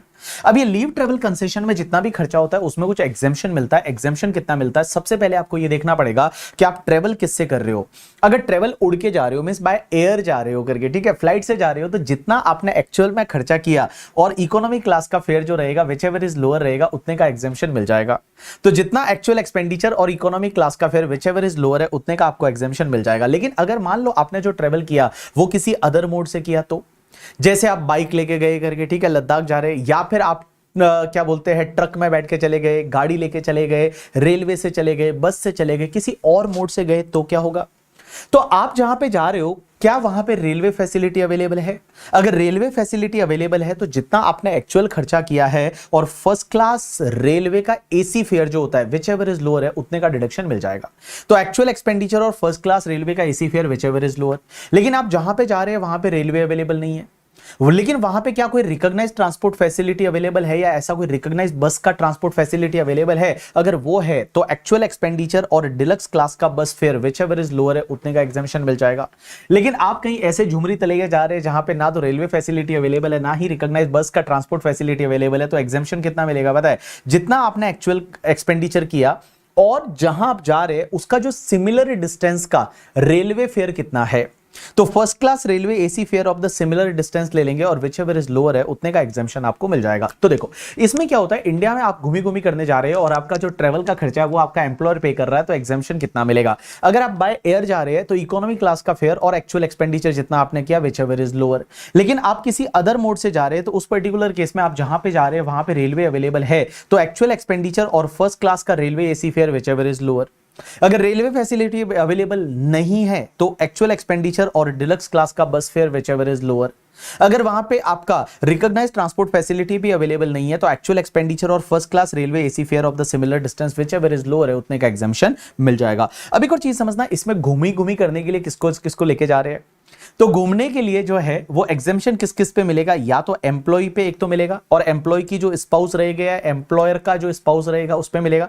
तो एसएससी जो एम्प्लॉय है वो घूमने जा सकता है, उसके साथ में स्पाउस पे मिलेगा, एंड गाइस चिल्ड्रन पे मिलेगा, and dependent relative. Dependent relative में मदर फादर ब्रदर सिस्टर, तो मदर फादर ब्रदर सिस्टर में से अगर आप पे कोई डिपेंडेंट है तो उस रिलेटिव को भी साथ में लेके जाओ, एम्प्लॉयर ने पैसा दिया उसका भी एग्जाम्शन मिलेगा। तो एग्जाम्शन किस किस के ट्रेवल पे ले सकते हैं, या तो एम्प्लॉय और उसके साथ में स्पाउस और चिल्ड्रन एंड डिपेंडेंट रिलेटिव, और डिपेंडेंट रिलेटिव में आएगा यहां पे मदर फादर ब्रदर सिस्टर। अब एक और चीज समझना, यहां पे जो बच्चे हैं ना, बच्चों को घुमाने ले जाके जा सकते हैं, उसको जो भी पैसा एम्प्लॉयर दे रहा है उस पे एग्जाम्शन ले सकते हैं। बट ध्यान रखना, अगर वो बच्चे जो है वो 1 अक्टूबर 1998 के बाद में बॉर्न हुए हैं, उनका बर्थ डेट है वो 1 अक्टूबर 1998 के बाद वाला है, तो मैक्सिमम 2 बच्चे, मैक्सिमम 2 बच्चों का ही आपको एग्जाम्शन मिलेगा। लेकिन गाइस इसमें एक चीज है वो बड़ी इंटरेस्टिंग है, अगर मान लो पहली बार में आपका एक ही बच्चा हुआ और दूसरी बार में ट्विंस हो गए, 2 बच्चे हो गए, तो टोटल बच्चे 3 हो गए, लेकिन हमको थोड़ी पता था दूसरी बार में 2 बच्चे होंगे करके, ठीक है, टोटल 3 बच्चे हो गए तो एग्जाम्शन पूरे 3 पे मिल जाएगा। लेकिन गाइस पहली बार में ही अगर आपके 2 बच्चे हो गए तो फिर रुक जाते ना, पहली बार अगर ट्विंस हो गए तो रुक जाते, रुक जाना जानम रुक जाना, बट रुके ही नहीं। दूसरी बार एक और बच्चा हो गया तो टोटल आपके 3 बच्चे हो गए, तो यहां पे आपको एग्जाम्शन है वो सिर्फ 2 बच्चों का ही मिलेगा। तो देखो पहली बार अगर 2 बच्चे हुए, पहली बार अगर 2 बच्चे हो गए तो दूसरी बार रुक जाते भाई, तो 2 ही बच्चों का एग्जाम्शन मिलेगा। लेकिन अगर पहली बार एक हुआ था और उसके बाद ट्विंस हुए या मल्टीपल बर्थ हुए तो उस पर्टिकुलर केस में जितने भी बच्चे हैं उनका एग्जाम्शन आपको मिल जाएगा। उसके बाद नेक्स्ट आता है medical facility. Medical facility mean जैसे हॉस्पिटल में इलाज वगैरह कराता है और उसका पैसा एम्प्लॉयर देता है, तो वो जो बेनिफिट मिल रहा है वो एग्जेम्प्ट होगा या टैक्सेबल होगा। तो देखो अगर आपका ट्रीटमेंट गवर्नमेंट हॉस्पिटल में हो रहा है या एम्प्लॉयर के खुद के हॉस्पिटल में हो रहे हैं या गवर्नमेंट का रिकॉग्नाइज हॉस्पिटल उसमें हो रहा है और पैसा एम्प्लॉयर दे रहा है, ये बेनिफिट एम्प्लॉय के हाथ में फुल्ली एग्जेम्प्ट है। लेकिन आपको तो किसी प्राइवेट नर्स के पास में ट्रीटमेंट कराना है, तो उस पर्टिकुलर केस में अगर अदरवाइज कहीं ट्रीटमेंट हो रहा है तो जितना भी बेनिफिट दिया जा रहा है वो फुल्ली टैक्सेबल हो जाएगा एम्प्लॉय के हाथ में। लेकिन अगर मान लो ट्रीटमेंट इंडिया के बाहर हो रहा है तो इंडिया के बाहर ट्रीटमेंट हो रहा है और जितना भी पैसा है वो एम्प्लॉयर दे रहा है, तो उसमें कितना बेनिफिट टैक्सेबल होगा, कितना बेनिफिट एग्जेम्प्ट होगा। तो देखो इंडिया के बाहर ट्रीटमेंट कराने जा रहे हैं तो वहां खर्चा किस किस का होगा, एक तो ट्रीटमेंट का होगा, एक वहां पे स्टे का होगा और तीसरा वहां पे ट्रेवल का होगा। अब एक चीज समझना, ट्रीटमेंट का खर्चा और वहां पे जो स्टे का खर्चा है उसमें एग्जेम्पशन कितना मिलेगा, जितना आरबीआई की लिमिट प्रिस्क्राइब्ड है। आरबीआई की जितनी लिमिट प्रिस्क्राइब्ड है ना उतना बेनिफिट अगर एम्प्लॉयर ने दिया तो एग्जेम्प्ट है, उससे ऊपर बेनिफिट दिया तो ऊपर वाला टैक्सेबल हो जाएगा। तो देखो वहां ट्रीटमेंट का जितना खर्चा हुआ एंड स्टे का खर्चा जितना हुआ उसमें आरबीआई की जितना लिमिट प्रिस्क्राइब, वो एग्जाम में आपको दे रखा होगा कि आरबीआई का लिमिट इतना है। नॉर्मली क्या होता है, अभी एलआरएस स्कीम है, लिबरलाइज रेमिटेंस स्कीम, और उसमें 1 साल का $250,000 तक है, वो इंडिया के बाहर पैसा भेज सकते हो। तो भाई साहब यहां पे आरबीआई की जितनी लिमिट रहेगी उतना आपका एग्जेम्प्ट है, ऊपर वाला टैक्सेबल हो जाएगा। लेकिन सर अगर मान लो ट्रेवल का खर्चा है, तो फ्लाइट से गए और फ्लाइट से आए, ट्रेवल का खर्चा और उसका भी पैसा एम्प्लॉयर ने दिया, तो इस बेनिफिट का क्या होगा, तो उसमें क्या करना है आपको देखना है कि एम्प्लॉय का ग्रॉस टोटल इनकम कितना है। अगर एम्प्लॉय जो है उसका gross total income is with in the limit of the 2 lakh rupees, means उसका ग्रॉस टोटल इनकम 2 लाख से ज्यादा नहीं, अप टू 2 लाख है, अप टू 2 लाख रुपीज है, तो उसके केस में क्या होगा, जो ट्रेवल का बेनिफिट है ना वो पूरा एग्जेम्प्ट है। लेकिन ग्रॉस टोटल इनकम अगर 2 लाख से ज्यादा है तो ट्रेवल का बेनिफिट पूरा टैक्सेबल हो जाएगा। अब एक और चीज समझना, बहुत बार क्या होता है एम्प्लॉयर एम्प्लॉय के लिए मेडिक्लेम कराता है। मेडिक्लेम का मतलब होता है मेडिकल इंश्योरेंस प्रीमियम कराता है, हेल्थ इंश्योरेंस कराता है। तो हेल्थ इंश्योरेंस प्रीमियम अगर एम्प्लॉयर ने पे किया एम्प्लॉय के लिए तो ध्यान रखना वो एम्प्लॉय के लिए पूरा एग्जेम्प्ट है। एम्प्लॉय के लिए हेल्थ इंश्योरेंस प्रीमियम है वो टैक्सेबल नहीं होगा, पेड बाय द एम्प्लॉयर। एक और चीज समझना, ये जो आपका मेडिकल जो फैसिलिटी है उसमें जो एग्जेम्पशन मिल रहा है, जैसे ये गवर्नमेंट हॉस्पिटल में इंडिया के बाहर कराया एंड ऑल, तो ये एग्जेम्पशन किसके लिए मिल सकता है, तो एक तो ट्रीटमेंट किसका होना चाहिए, एम्प्लॉय का, या तो खुद का है या फिर स्पाउस का है या चिल्ड्रन का है, और डिपेंडेंट रिलेटिव। डिपेंडेंट रिलेटिव का मतलब मदर फादर ब्रदर सिस्टर। अब एक और चीज समझना, यहां पे आपका जो स्टे और ट्रेवल का खर्चा है ना, वहां पे वो एग्जेम्पशन मिलेगी वो सिर्फ 2 ही लोगों के लिए मिलेगी, एक तो जो पेशेंट जा रहा है उसका और दूसरा एक अटेंडेंट। ऐसा नहीं कि सब लोगों को बारात वहां पे अटेंडेंट करके लेके चले गए तो उसमें एम्प्लॉयर बेचारा पैसा भी दे रहा है तो एग्जेम्पशन नहीं मिलेगा। एग्जेम्पशन किस पे मिलेगा पता है, एक तो पेशेंट पे और दूसरे अटेंडेंट पे। अब एक और चीज समझना, होता क्या है, मैंने आपको क्या बोला कि एम्प्लॉय ने अगर ट्रीटमेंट कराया गवर्नमेंट हॉस्पिटल में, employer own hospital, government recognise hospital में, तो ये बेनिफिट एग्जेम्प्ट है। प्राइवेट हॉस्पिटल में कराया तो ये टैक्सेबल हो जाएगा। लेकिन गाइस कोविड में तो ऐसा जरूरत हुआ था ना कि प्राइवेट हॉस्पिटल में कराया था। तो कोविड के टाइम पे एक ऐसा कंडीशन है कि कोविड वाले टाइम में भले प्राइवेट हॉस्पिटल में कराया, कोविड वाले टाइम में भले प्राइवेट हॉस्पिटल में कराया है, और अगर पैसा जो है वो एम्प्लॉयर ने दिया है तो भी ये बेनिफिट पूरा एग्जेम्प्ट हो जाएगा, उस पर कोई भी टैक्स नहीं लगेगा। But there are certain condition. तो देखिए क्या देखा है, exemption is allowed in respect of any illness relating to कोविड-19 subject to such condition as central government में नोटिफाइड। और कंडीशन क्या नोटिफाई की है, कोविड-19 positive report of the employ और फैमिली मेंबर होना चाहिए, वो सबमिट करना पड़ेगा एम्प्लॉयर को। और necessary document of medical treatment of employ और हिज फैमिली मेंबर फॉर कोविड-19 और इलनेस रिलेटेड टू कोविड-19 suffered within the 6 months from the date of being determined as COVID positive and certificate in respect of all the expenditure incurred on the treatment। तो Covid से related अगर कोई बीमारी हुई थी या कोविड का ट्रीटमेंट कराया और वो भले प्राइवेट हॉस्पिटल में कराया, पैसा एम्प्लॉयर ने दिया है, पूरा एग्जेम्प्ट हो जाएगा। तो देखो अभी तक मैंने मेडिकल ट्रीटमेंट बताया, एक बार वापस से रिवाइज कराता हूं। देखो मेडिकल ट्रीटमेंट का बेनिफिट एम्प्लॉयर दे रहा है एम्प्लॉय को, एम्प्लॉय के हाथ में टैक्सेबल है या नहीं। तो देखो इंडिया में ट्रीटमेंट हो रहा है तो आपको देखना है गवर्नमेंट हॉस्पिटल में हो रहा है, गवर्नमेंट रिकॉग्नाइज हॉस्पिटल में हो रहा है, एम्प्लॉयर के ओन हॉस्पिटल में हो रहा है तो एग्जेम्प्ट है पूरा। बाकी कहीं हो रहा है तो टैक्सेबल है, बट एक्सेप्शन है कोविड वाला। अब एक बात समझना, इंडिया के बाहर हो रहा है तो इंडिया के बाहर में कैसा है ना, ट्रीटमेंट का खर्चा और जो स्टे का खर्चा है उसमें एग्जेम्पशन उतना मिलेगा जितना आरबीआई की लिमिट है। ट्रेवल के खर्चे में एग्जेम्पशन तभी मिलेगा जब जीटीआई अप टू 2 लाख है। अगर जीटीआई 2 लाख से ज्यादा है तो ट्रेवल का बेनिफिट पूरा टैक्सेबल हो जाएगा। ट्रीटमेंट किसके लिए होना चाहिए, एम्प्लॉय के खुद के लिए या स्पाउस के लिए या चिल्ड्रन के लिए या डिपेंडेंट रिलेटिव के लिए। डिपेंडेंट रिलेटिव में मदर फादर ब्रदर सिस्टर ही आएंगे, यहां पे ध्यान रखना ग्रैंड फादर वगैरह नहीं आते हैं। जब आप एक क्वेश्चन करोगे उसमें ग्रैंड फादर का ट्रीटमेंट वगैरह कराया तो वो सब ग्रैंड फादर वगैरह यहां पे नहीं आते हैं। You got my point or not? Yes.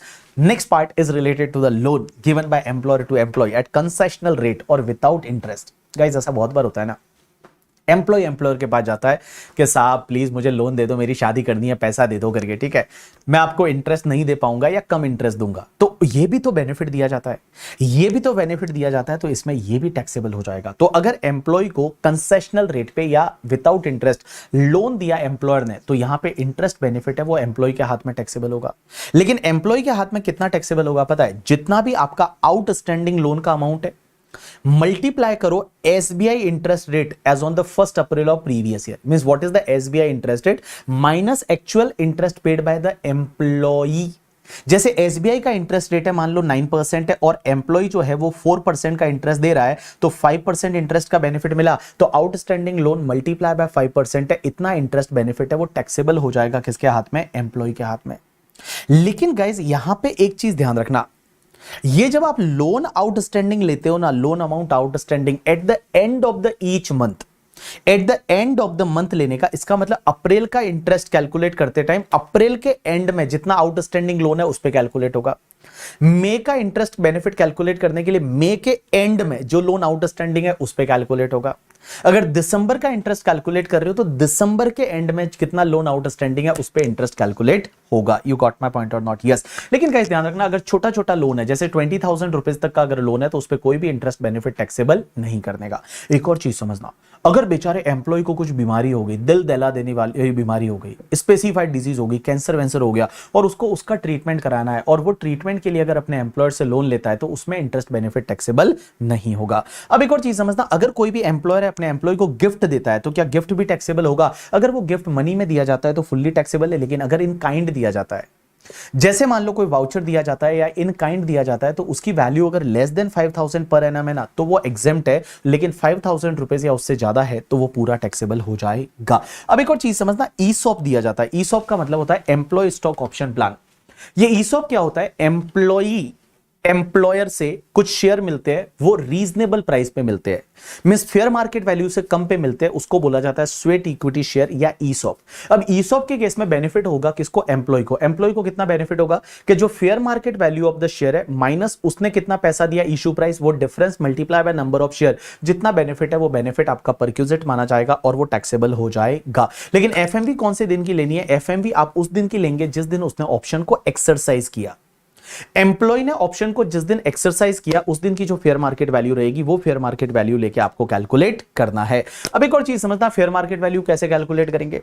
तो अगर कोई भी शेयर है वो लिस्टेड शेयर है, तो लिस्टेड शेयर का फेयर मार्केट वैल्यू क्या होता है पता है? जिस दिन उसने ऑप्शन एक्सरसाइज किया था उस दिन का आपका एवरेज लेना है highest and lowest, sorry, average लेना है ओपनिंग एंड क्लोजिंग प्राइस का। तो देखो फेयर मार्केट वैल्यू कैसे लेने का है, जैसे मान लो रिलायंस का शेयर है जो कि लिस्टेड शेयर है और रिलायंस वालों को ईसॉप मिला, तो रिलायंस का शेयर जिस दिन ईसॉप का ऑप्शन एक्सरसाइज किया उस दिन ओपनिंग प्राइस क्या थी और क्लोजिंग प्राइस क्या है रिकॉग्नाइज्ड स्टॉक एक्सचेंज में, उसका आप एवरेज ले लो। जैसे ओपनिंग प्राइस रिलायंस की मान लो 2000 थी और क्लोजिंग प्राइस है वो 2200 थी, तो 2100 रुपया आपका एवरेज आ गया, तो 2100 रुपया is a fair market value. लेकिन गाइस मान लो, अगर मान लो वो जो शेयर है वो एक से ज्यादा स्टॉक एक्सचेंज में लिस्टेड है, जैसे बॉम्बे स्टॉक एक्सचेंज में भी लिस्टेड है, नेशनल स्टॉक एक्सचेंज में भी लिस्टेड है, तो क्या करने का, आपको वो वाले स्टॉक एक्सचेंज का प्राइस लेने का जहां पे हाईएस्ट वॉल्यूम हुआ है। मतलब दोनों में से ज्यादा वॉल्यूम कहां पे हुआ है, दोनों में से ज्यादा वॉल्यूम कहां हुआ है, वो वाले स्टॉक एक्सचेंज का आपको ओपनिंग एंड क्लोजिंग प्राइस लेने का। जैसे एग्जांपल के लिए नॉर्मली क्या होता है कि आपका नेशनल स्टॉक एक्सचेंज जो एनएससी होता है ना, एनएससी में ज्यादा वॉल्यूम होता है, तो एनएससी में ओपनिंग किस पे हुआ था, क्लोजिंग किस पे हुआ था, उसका एवरेज ले लो। लेकिन गाइस यहां पे एक और चीज समझना, जिस दिन ऑप्शन एक्सरसाइज किया उस दिन मान लो शेयर मार्केट बंद है, तो उस दिन कोई ट्रेडिंग ही नहीं हुआ, तो क्या करने का, आपको लास्ट ट्रेडिंग सेशन का क्लोजिंग प्राइस लेना है। अगर जिस दिन ऑप्शन एक्सरसाइज किया there is no trading on that day, तो आपको क्या करना है पता है, लास्ट ट्रेडिंग सेशन का क्लोजिंग प्राइस लेना है। देखो यहां पे ओपनिंग और क्लोजिंग का एवरेज नहीं करना, आपको लास्ट ट्रेडिंग सेशन का जो क्लोजिंग प्राइस है वो क्लोजिंग प्राइस आपको लेना है। लेकिन अगर मान लो किसी कंपनी का शेयर है वो अगर लिस्टेड नहीं है रिकॉग्नाइज्ड स्टॉक एक्सचेंज में, तो अगर लिस्टेड नहीं है तो उसकी फेयर मार्केट वैल्यू डिटरमाइन है वो मर्चेंट बैंकर करेगा। कौन करेगा, मर्चेंट बैंकर है, वो merchant banker fair market value determine करेगा। अब एक और चीज समझना, अगर मान लो आपको कोई भी असेट यूज करने के लिए दी जाती है एम्प्लॉयर के द्वारा, एम्प्लॉयर बोलता है चलो असेट ले लो यूज करने के लिए, कोई बात नहीं। अगर आपको कोई असेट यूज करने के लिए दी जाती है तो उस पर्टिकुलर केस में क्या होगा, सबसे पहले अगर आपको कंप्यूटर या लैपटॉप यूज करने के लिए दिया, आपके घर पे कंप्यूटर या लैपटॉप यूज करने के लिए दिया, तो ये बेनिफिट फुल्ली एग्जेम्प्ट है। इवन अगर वो कंप्यूटर लैपटॉप को आप फुल्ली पर्सनल पर्पस के लिए यूज कर रहे हो, जैसे आपको एम्प्लॉयर ने कोई लैपटॉप दे दिया, वो लैपटॉप पे सिर्फ आप मूवी देख रहे हो करके, ठीक है, वही वाली मूवी देखते हो आप पूरे दिन, जो है वो वेब सीरीज देखते हो, मूवी देखते हो वहां पे करके, ठीक है, तो उस पर्टिकुलर केस में भले आप वहां पे स्क्विड गेम देख रहे हो, तो उस पर्टिकुलर केस में भी क्या होगा, वो बेनिफिट पूरा एग्जेम्प्ट है। लेकिन अगर आपको कोई और असेट यूज करने के लिए दी, जैसे आपको बाइक दे दी या फिर एसी दे दिया, टीवी दे दिया, तो उस पर्टिकुलर केस में कितना बेनिफिट टैक्सेबल होगा, आपको ये देखना है क्या वो असेट ओन बाय एम्प्लॉयर है, एम्प्लॉयर की खुद की है, तो एम्प्लॉय के हाथ में टैक्सेबल करने का 10% ऑफ द एक्चुअल कॉस्ट, जो उसका एक्चुअल कॉस्ट था 10% पर एनम के हिसाब से, अगर मान लो 6 मंथ यूज किया तो 10% निकाल के डिवाइड बाय 2 कर दो, अगर मान लो 3 मंथ यूज किया है तो 10% निकाल के 3 डिवाइड बाय 12 कर दो, उतना बेनिफिट टैक्सेबल हो जाएगा एम्प्लॉय के हाथ में। लेकिन अगर वो असेट है वो हायर्ड बाय एम्प्लॉयर है, एम्प्लॉयर ने खुद ने भाड़े पे लाके और फिर एम्प्लॉय को दिया यूज करने के लिए, तो एम्प्लॉयर ने जितना भाड़ा पे किया है उतना भाड़ा है वो एम्प्लॉय के हाथ में टैक्सेबल हो जाएगा। You got my point or not? Yes. अब एक और चीज समझना, अगर कोई मूवेबल प्रॉपर्टी है वो एम्प्लॉय को ट्रांसफर की जाती है कम पैसे में, जैसे मान लो मेरे पास में एक कंप्यूटर था, मैं ज्यादा यूज करता नहीं था, मेरा एम्प्लॉय आके बोलता है सर ये कंप्यूटर मुझे दे दो ना 2000 में, मैंने दे दिया उसको। या फिर मान लो मेरे पास में एक गाड़ी थी, कार थी, और वो कार मैं ज्यादा यूज कर नहीं रहा था, मेरा एम्प्लॉय आके मुझे बोलता है कि सर ये कार मुझे दे दो ना 50,000 में, मैंने एम्प्लॉय को दे दी। देखो पहला क्या था, यूज ऑफ मूवेबल असेट, फर्क है, और अब है transfer of movable asset. Use of movable asset का मतलब होता है यूज करने के लिए देना, और ट्रांसफर का मतलब होता है कि कम रेट में एम्प्लॉय को बेच देना असेट। तो अब अपन पढ़ रहे हैं ट्रांसफर ऑफ मूवेबल असेट, तो ट्रांसफर ऑफ मूवेबल असेट में टैक्सेबल कितना होगा एम्प्लॉय के हाथ में, जो भी उस असेट की WDV होगी माइनस कंसिडरेशन उसने कितना पे किया है, तो written down value minus consideration paid by employee, जो डिफरेंस रहेगा that difference is going to be taxable in hands of the employee. अब यहां पे एक चीज ध्यान रखना, ये WDV ऑफ असेट कैसे निकालना है, तो WDV ऑफ असेट निकालने के लिए जब असेट खरीदा था एम्प्लॉयर ने और जब एम्प्लॉय को बेच रहा है वो, उसके बीच में कितने कंप्लीटेड ईयर है, उतने कंप्लीटेड ईयर का डेप्रिसिएशन लेस करना है, सिर्फ कंप्लीटेड ईयर। कंप्लीटेड ईयर मतलब जो पूरे पूरे साल है, वो फ्रैक्शन है तो छोड़ दो। जैसे फॉर एन एग्जांपल, अगर मान लो एम्प्लॉयर ने कोई असेट है वो खरीदी थी 15 जुलाई 2022 को, 2022 को, और उसने एम्प्लॉय को बेचा ऑन द 10 दिसंबर 2024, तो कितने कंप्लीटेड हुए ईयर हुए? तो देखो 15 जुलाई 2022 से लेके और आपका 14 जुलाई 2023 एक साल हुआ, 14 जुलाई 2024 2 साल हुआ, उसके बाद दिसंबर, तो वो तो कंप्लीटेड ईयर नहीं है ना, तो आपको 2 इयर्स का डेप्रीशिएशन लेस करना है। बट ये 2 इयर्स का डेप्रीशिएशन आप लेस कौन सी मेथड से करोगे? तो इसमें ध्यान रखना, अगर मान लो वो कंप्यूटर, लैपटॉप या फिर कोई इलेक्ट्रॉनिक आइटम है, अगर कंप्यूटर, लैपटॉप या इलेक्ट्रॉनिक आइटम है तो उस पर आपको डेप्रीशिएशन का लेस करना है at the rate 50% WDV method से। तो एक्विजिशन से लेकर ट्रांसफर की डेट तक जितने कंप्लीटेड ईयर होता है उसके लिए आप डेप्रीशिएशन लेस करो 50% WDV मेथड से। अगर वो मान लो मोटर कार है तो उसमें आपको 20% WDV मेथड से, एंड गाइस वो अदर असेट है तो 10% SLM मेथड से। अगर वो अदर असेट है तो 10% SLM मेथड से। देखो कंप्यूटर और बेटा मोटर कार में 50% 20% WDV मेथड था, लेकिन यहां पे एनी अदर असेट के केस में आपका 10% SLM मेथड से आपको डेप्रीशिएशन लेस करना पड़ेगा। उसके बाद नेक्स्ट पॉइंट आता है that is related to the lunch facility. अब एक बात समझना, ये लंच फैसिलिटी क्या होता है? आपको पता रहेगा ऑफिस में जैसे आपको फ्री में खाना दिया जाता है, ऑफिस में आपको फ्री में खाना दिया जाता है, तो इस पर्टिकुलर केस में क्या होता है, लंच फैसिलिटी अगर आपको ऑफिस में दी जाती है उसमें पर मील की वैल्यू 50 रुपीज तक एग्जेम्प्ट है, 50 रुपीज से ज्यादा टैक्सेबल है।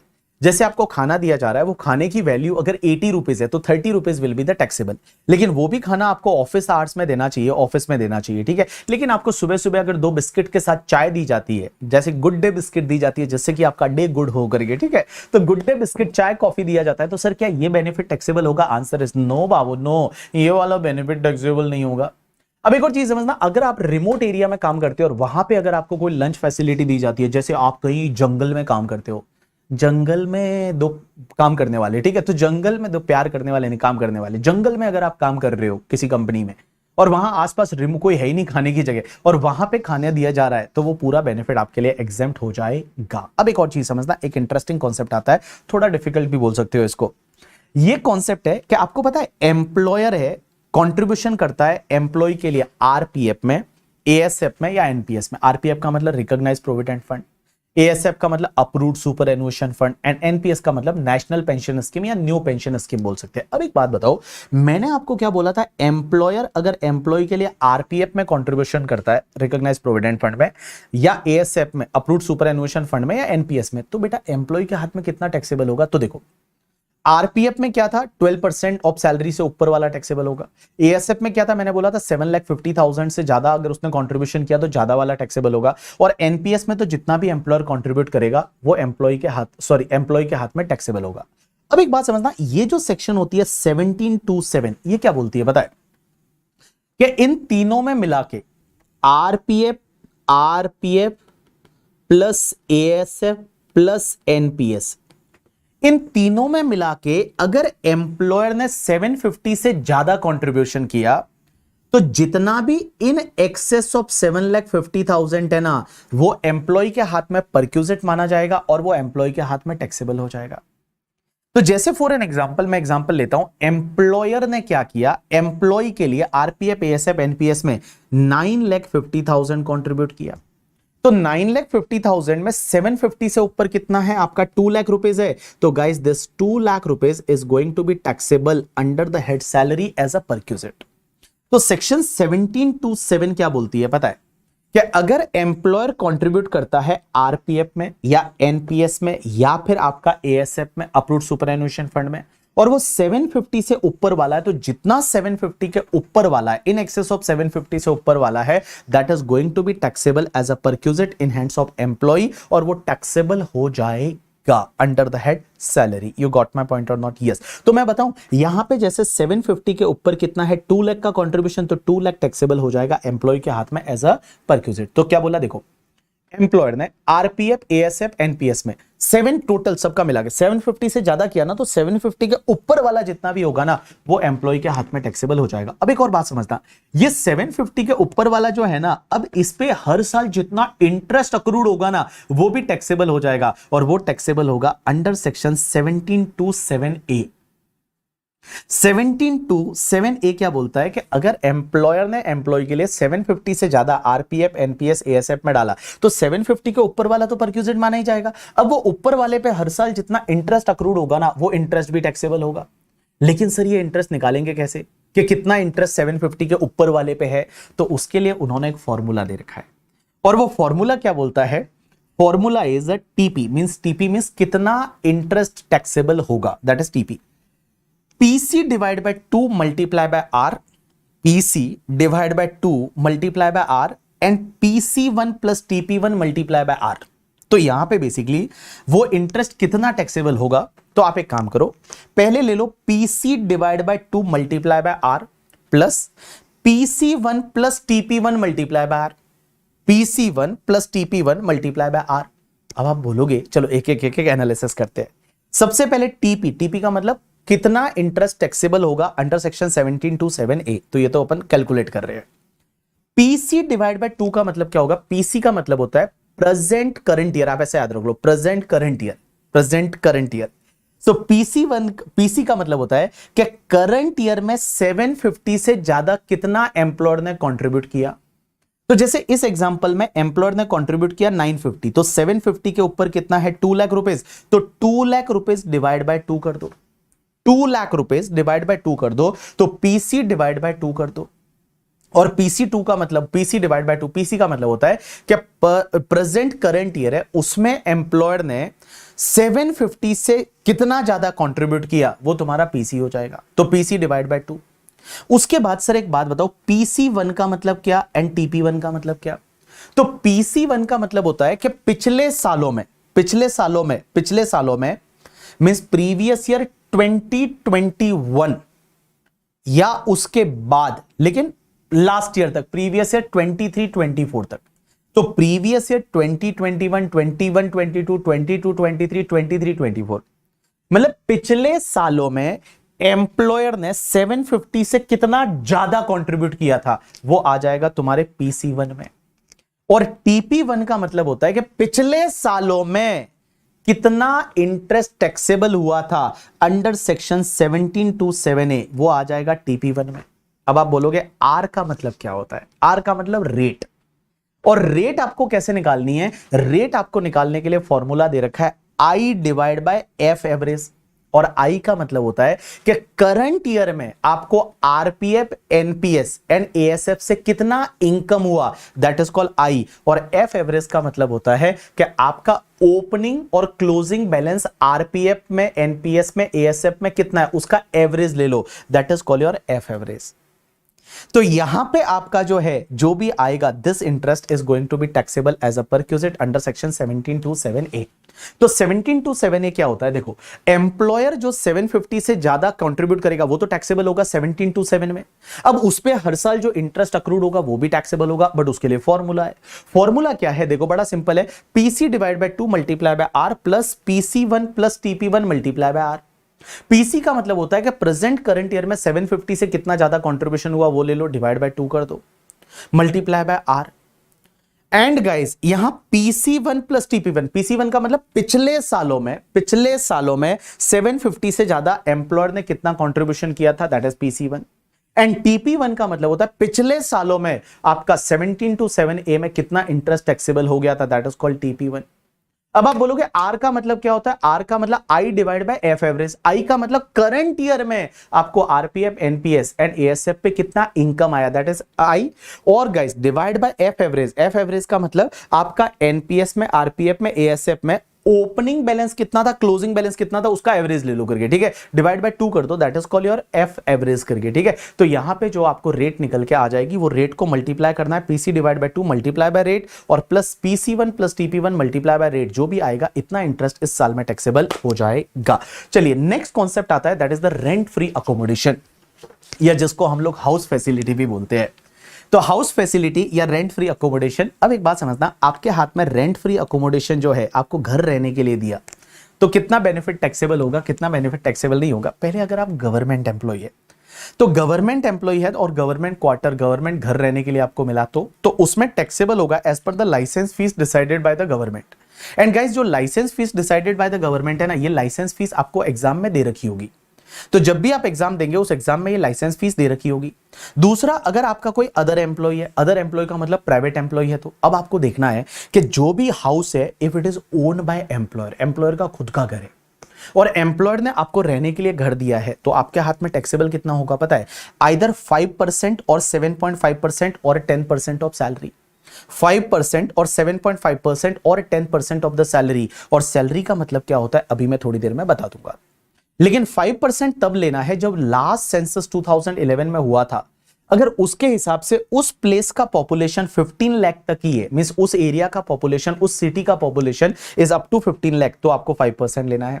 लेकिन 15 लाख से ज्यादा है, अप टू 40 लाख तक पॉपुलेशन है, तो आपको 7.5% लेना है। और अगर पॉपुलेशन आपका 40 लाख से भी ज्यादा है तो आपको 10% लेना है। तो 5% कब लोगे? जब उस सिटी का पॉपुलेशन अप टू 15 लाख है। अगर 15 लाख से ज्यादा अप टू 40 लाख तक है तो आप 7.5% लेंगे, और अगर 40 लाख से भी ज्यादा है तो आपको 10% लेना पड़ेगा। तो 5%, 7.5% और 10% ऑफ सैलरी। लेकिन अगर मान लो ये घर हायर्ड बाय एम्प्लॉयर है, एम्प्लॉयर ने खुद ने भाड़े पे ले रखा है ये घर और आपको दिया है रहने के लिए, तो आपके हाथ में टैक्सेबल होगा 10% ऑफ द सैलरी और higher charges paid by employer which ever is lower.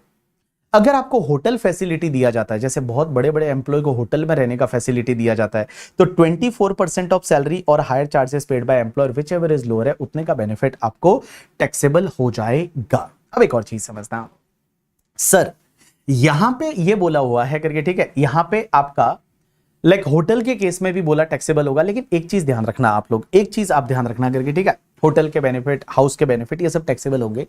लेकिन सबसे पहली चीज तो सर सैलरी का मतलब क्या? क्योंकि ओन बाय एम्प्लॉयर में 5%, 7.5%, 10% ऑफ सैलरी है।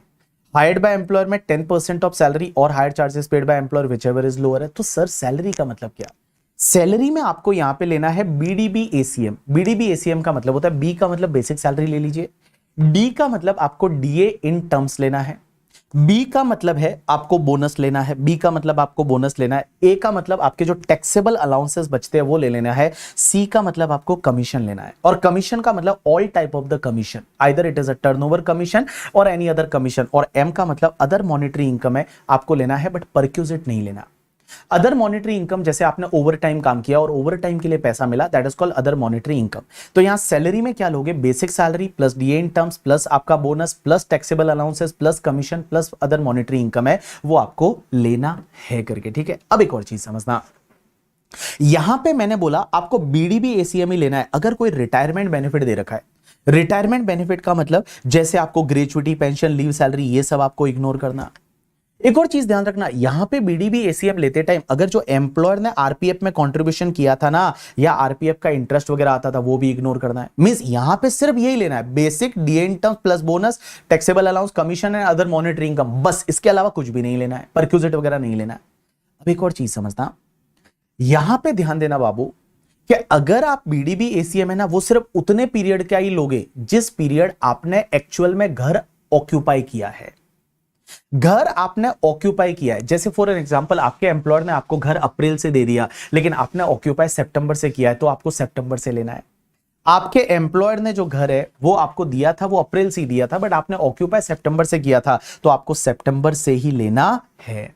अब एक और चीज समझना, होटल के केस में क्या होता है कि जब आप कोई भी कहीं पे आपका ट्रांसफर होता है, जॉब वगैरह चेंज होती है, तो उस पर्टिकुलर केस में आपको होटल दिया जाता है, और वो होटल अगर 15 डेज तक है तो उसका कोई भी बेनिफिट टैक्सेबल करने की जरूरत नहीं है। अब एक और चीज समझना गाइस, यहां पे क्या होता है, बहुत बार अगर आपका एक जगह से दूसरी जगह ट्रांसफर हो गया और ट्रांसफर के टाइम पे आपको नई जगह पे भी घर दे दिया और पुरानी जगह पे भी घर है, तो नई जगह पे भी घर दे दिया और पुरानी जगह पे भी घर है, तो दो घर है आपके पास। तो उस पर्टिकुलर केस में क्या होगा ना, अगर दो जगह घर है तो दोनों घर क्या टैक्सेबल हो गए? Answer is up to the 90 days. Means 90 days तक जो है, 90 डेज जब आपको घर दिया तो 90 डेज तक दोनों घर में से जिसका परक्यूजिट वैल्यू कम वाला रहेगा ना, वो टैक्सेबल होगा, दूसरा वाला एग्जेम्प्ट हो जाएगा। तो जब आप एक जगह से दूसरी जगह ट्रांसफर हो रहे हो और आपको घर दिया गया, और घर अगर आपको दोनों जगह दे रखा है, तो उसमें क्या होगा, अगर 90 डेज तक है तो 90 डेज तक जहां वैल्यू कम होगी ना, वो वाला घर आपका टैक्सेबल होगा और बाकी वाला एग्जेम्प्ट हो जाएगा। अब एक और चीज समझना, बहुत बार घर अगर आपको मल्टीपल ईयर के लिए दे रखा है, मल्टीपल ईयर के लिए, जैसे 5-6 साल के लिए आपको घर दे रखा है, तो उसका ध्यान रखना, हर साल जो परक्यूजिट वैल्यू आप निकालोगे ना, वो आपकी कॉस्ट इन्फ्लेशन इंडेक्स से ज्यादा नहीं होना चाहिए, और ये प्रीवियस ईयर 23-24 के बाद से।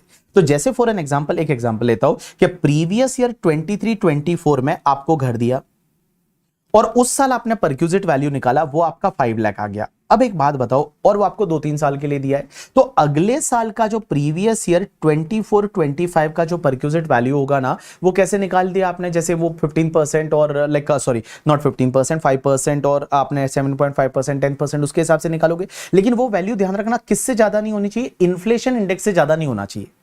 तो इसका मतलब ये हुआ कि 5 lakh multiply by current year का इंडेक्स नंबर 363 हो गया, और लास्ट ईयर का कितना था, 348 आएगा। तो जो भी ये अमाउंट आएगा, ये वाला अमाउंट, या आप जो अगले साल की 24-25 पे 24-25 में जो परक्यूजिट वैल्यू निकालोगे, विच एवर इज लोअर है, उतना आपके लिए टैक्सेबल हो जाएगा। You got my point or not? Yes. Now next part आता है मोटर कार फैसिलिटी। अगर आपको कार फैसिलिटी दी जाती है, अब देखो, अगर आपको कोई मोटर कार फैसिलिटी दी जाती है और वो पूरा पर्सनल पर्पस के लिए है। अच्छा, मोटर कार फैसिलिटी से पहले एक और चीज मैं बता दूं, ये गाइस जो हाउस फैसिलिटी वगैरह अपन पढ़ रहे थे ना, हाउस फैसिलिटी में अगर आपको फर्नीचर भी दिया जाता है, तो फर्नीचर भी दिया जाता है, तो ये तो यूज ऑफ मूवेबल असेट हो गया। If it is own by employer तो 10% ऑफ द कॉस्ट ऐड कर दो, और अगर it is hired by employer तो hire charges paid by employer को ऐड कर दो।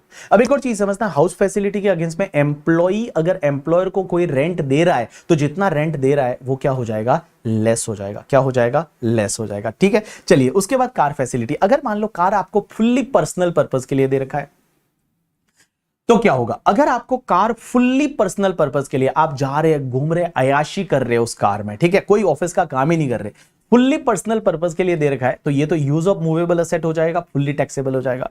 तो अगर फुल्ली पर्सनल पर्पस के लिए दे रखा है, तो ये फुल्ली टैक्सेबल। कितना टैक्सेबल होगा? If it is own by employer then 10% of the cost, hire by employer then hire charges paid by employer. अगर एम्प्लॉयर जो है वो तेल भी भरा रहा है, तो उसको भी आप ऐड कर दो। अगर एम्प्लॉयर ने ड्राइवर भी दिया है, तो ड्राइवर का सैलरी भी ऐड कर दो। ये टोटल परक्यूजिट आपके लिए टैक्सेबल हो जाएगा। लेकिन कभी कभी कोई कार दी है, वो फुल्ली ऑफिस पर्पस के लिए है, सिर्फ आप ऑफिस के काम में उसको यूज लाते हो, तो सिर्फ ऑफिस के काम में यूज करते हो, तो आपको कोई बेनिफिट नहीं हुआ, वो पूरा एग्जेम्प्ट हो जाएगा। अब अपन सबसे इंटरेस्टिंग पार्ट, और ये एग्जाम में आता है, और ये एग्जाम में आता है, इसका मतलब ये होता है कि सर एक बात बताओ, अगर कार पार्टली ऑफिस पर्पस के लिए, पार्टली पर्सनल पर्पस के लिए, तो क्या होगा?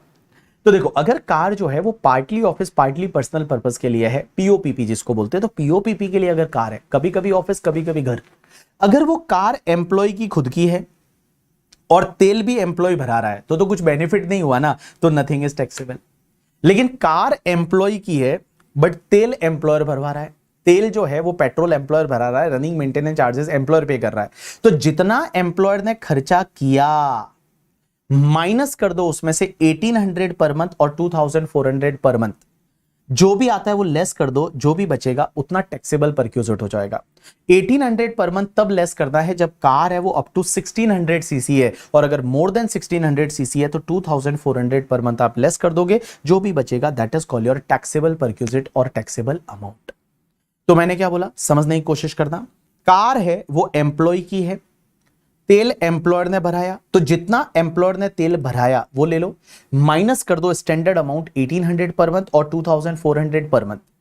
1800 पर मंथ तब जब कार है वो अप टू 1600 सीसी है, 1600 सीसी, मोर देन 1600 सीसी है तो 2400 पर मंथ, जो भी आता है वो लेस कर दो, जो बचेगा this is the taxable perquisite. But exam में ये भी नहीं आता, एग्जाम में ये आता है कि कार है वो एम्प्लॉयर की है, और अगर तेल जो है वो एम्प्लॉय भरा रहा है, जो मेंटेनेंस चार्जेस है, रनिंग मेंटेनेंस चार्जेस एम्प्लॉय पे कर रहा है, तो एम्प्लॉय के हाथ में बेचारे को कम ही बेनिफिट मिला, कुछ टैक्सेबल होगा, थोड़ा सा अमाउंट, कितना, 600 पर मंथ या 900 पर मंथ टैक्सेबल हो जाएगा, टैक्सेबल अमाउंट 600 पर मंथ तब जब कार है वो 1600 सीसी तक है, और 1600 से ज्यादा है तो 900 पर मंथ। और अगर कार एम्प्लॉयर की है और तेल भी एम्प्लॉयर भरा रहा है, ये एग्जाम में आता है, कार एम्प्लॉयर की है, तेल भी एम्प्लॉयर भरा रहा है, तो एम्प्लॉय के हाथ में टैक्सेबल कितना होगा, 1800 पर मंथ या 2400 पर मंथ। 1800 पर मंथ तब जब कार अप टू 1600 सीसी है, और 2400 तब जब कार 1600 से ज्यादा है। तो देखो, और मैं बता दूं 1600 सीसी को 1.6 लीटर भी बोलते हैं। तो देखो, वापस से अगर मैं कार की बात करने लगूं, तो देखो, कार पूरा ऑफिस पर्पस के लिए यूज हो रहा है तो पूरा टैक्सेबल, कार पूरा पर्सनल पर्पस के लिए यूज हो रहा है तो पूरा no no no no no, car office purpose के लिए यूज हो रहा है तो पूरा एग्जेम्प्ट, कार पर्सनल पर्पस के लिए यूज हो रहा है तो पूरा टैक्सेबल। लेकिन कार पीओपीपी है, तो कार एम्प्लॉय की है, तेल भी एम्प्लॉय भरा रहा है तो कुछ भी टैक्सेबल नहीं। कार एम्प्लॉय की है, तेल एम्प्लॉयर भरा रहा है, तो एम्प्लॉयर ने जितना तेल भराया उसमें से लेस कर दीजिए 1800 पर मंथ या 2400 पर मंथ। ये एग्जाम में नहीं आता, एग्जाम में आता है कार एम्प्लॉयर की है, और तेल एम्प्लॉय भरा रहा है तो टैक्सेबल होगा 600 या 900 पर मंथ। कार एम्प्लॉयर की है, तेल भी एम्प्लॉयर भरा रहा है तो टैक्सेबल होगा 1800 पर मंथ या फिर 2400 per month. You got my point or not? Yes. अब एक और चीज समझना, पीओपीपी में अगर ड्राइवर भी एम्प्लॉयर दे रहा है तो ड्राइवर के टुवर्ड्स 900 पर मंथ है वो आपको ऐड करना है। अब एक और चीज समझना, अगर मान लो एक से ज्यादा गाड़ी आपको पीओपीपी के लिए दी है तो एक गाड़ी तो है वो पीओपीपी के हिसाब से टैक्सेबल होगी और दूसरी वाली गाड़ी फुल्ली पर्सनल पर्पस के लिए मानी जाएगी और अकॉर्डिंगली टैक्सेबल हो जाएगी। चलिए उसके बाद नेक्स्ट पॉइंट आता है transport facility for transport employee. बहुत बार क्या होता है, फ्री टिकट्स मिलती है। अगर मान लो कोई फ्लाइट में काम करता है तो फ्लाइट की टिकट फ्री रहती है उनके घर वालों को, तो अगर एयरलाइंस एम्प्लॉय को एयरलाइंस का बेनिफिट मिला then it is exempt. Railway employee को रेलवे का बेनिफिट मिला तो it is exempt, but other employee को अगर कोई भी बेनिफिट मिला तो वो टैक्सेबल हो जाएगा। अब एक और चीज समझना, एजुकेशन फैसिलिटी, बहुत बार एजुकेशन फ्री दी जाती है एम्प्लॉय के बच्चों को, तो अगर मान लो एम्प्लॉय को एजुकेशन दे रहा है एम्प्लॉयर तो फुल्ली एग्जेम्प्ट है। एम्प्लॉय के बच्चों को दे रहा है तो एम्प्लॉय के बच्चों को दे रहा है तो एग्जेम्प्ट तभी होगा अगर उसकी वैल्यू 1000 पर मंथ तक है। मींस पर चाइल्ड की जो एजुकेशन वैल्यू है वो 1000 पर मंथ तक है तो एग्जेम्प्ट है, उसके ऊपर वाला है तो बेटा फुल्ली टैक्सेबल हो जाएगा। जैसे मान लो फॉर एन एग्जांपल आपकी कोई सिस्टर है किसी स्कूल में काम करती है, उनके बच्चों को फ्री में पढ़ाया जाता है, तो अगर उस क्लास की फीस 1000 तक है और उनसे कुछ नहीं ले रहे तो वो बेनिफिट पूरा एम्प्लॉय के हाथ में एग्जेम्प्ट है। अगर 1500 है तो पूरा टैक्सेबल हो जाएगा। लेकिन एजुकेशन कहां होना चाहिए बच्चों का, या तो एम्प्लॉयर के ओन स्कूल में या फिर एम्प्लॉयर का ऐसा कोई स्कूल जहां एम्प्लॉयर का टाई अप है वहां पे एजुकेशन होना चाहिए, तो ही बेटा ये 1000 रुपए तक की लिमिट का एग्जेम्पशन मिलेगा। और अगर किसी अदर रिलेटिव को एजुकेशन दिया जा रहा है तो वो फुल्ली टैक्सेबल हो जाएगा। अब एक और चीज समझना, अगर gas electricity water supply facility दी जाती है एम्प्लॉई को तो ये फुल्ली टैक्सेबल है। फ्री सर्वेंट का फैसिलिटी दिया जाता है फुल्ली टैक्सेबल है। अदर परक्यूजिट दिया जाता है वो भी फुल्ली टैक्सेबल हो जाएगा। अब एक और चीज समझना, ये जो 13 से लेकर 17 तक के परक्यूजिट है ना, 13 से 17 का मतलब हुआ, 13 का मतलब आपका कार फैसिलिटी, उसके बाद 14 आपका transport facility, 15 education, 16 gas electricity water supply and 17 is a free servant. Guys ये 13 से लेकर 17 परक्यूजिट है ना, ये टैक्सेबल तभी होते हैं जब एम्प्लॉय स्पेसिफाइड एम्प्लॉय होता है। और मैं बताऊं आजकल सभी स्पेसिफाइड एम्प्लॉय है, क्योंकि स्पेसिफाइड एम्प्लॉयड का डेफिनेशन यहां पे ये है कि अगर कोई एम्प्लॉय है जिसका कैश सैलरी पूरे साल का मिला के 50,000 से ज्यादा है तो वो स्पेसिफाइड एम्प्लॉय है।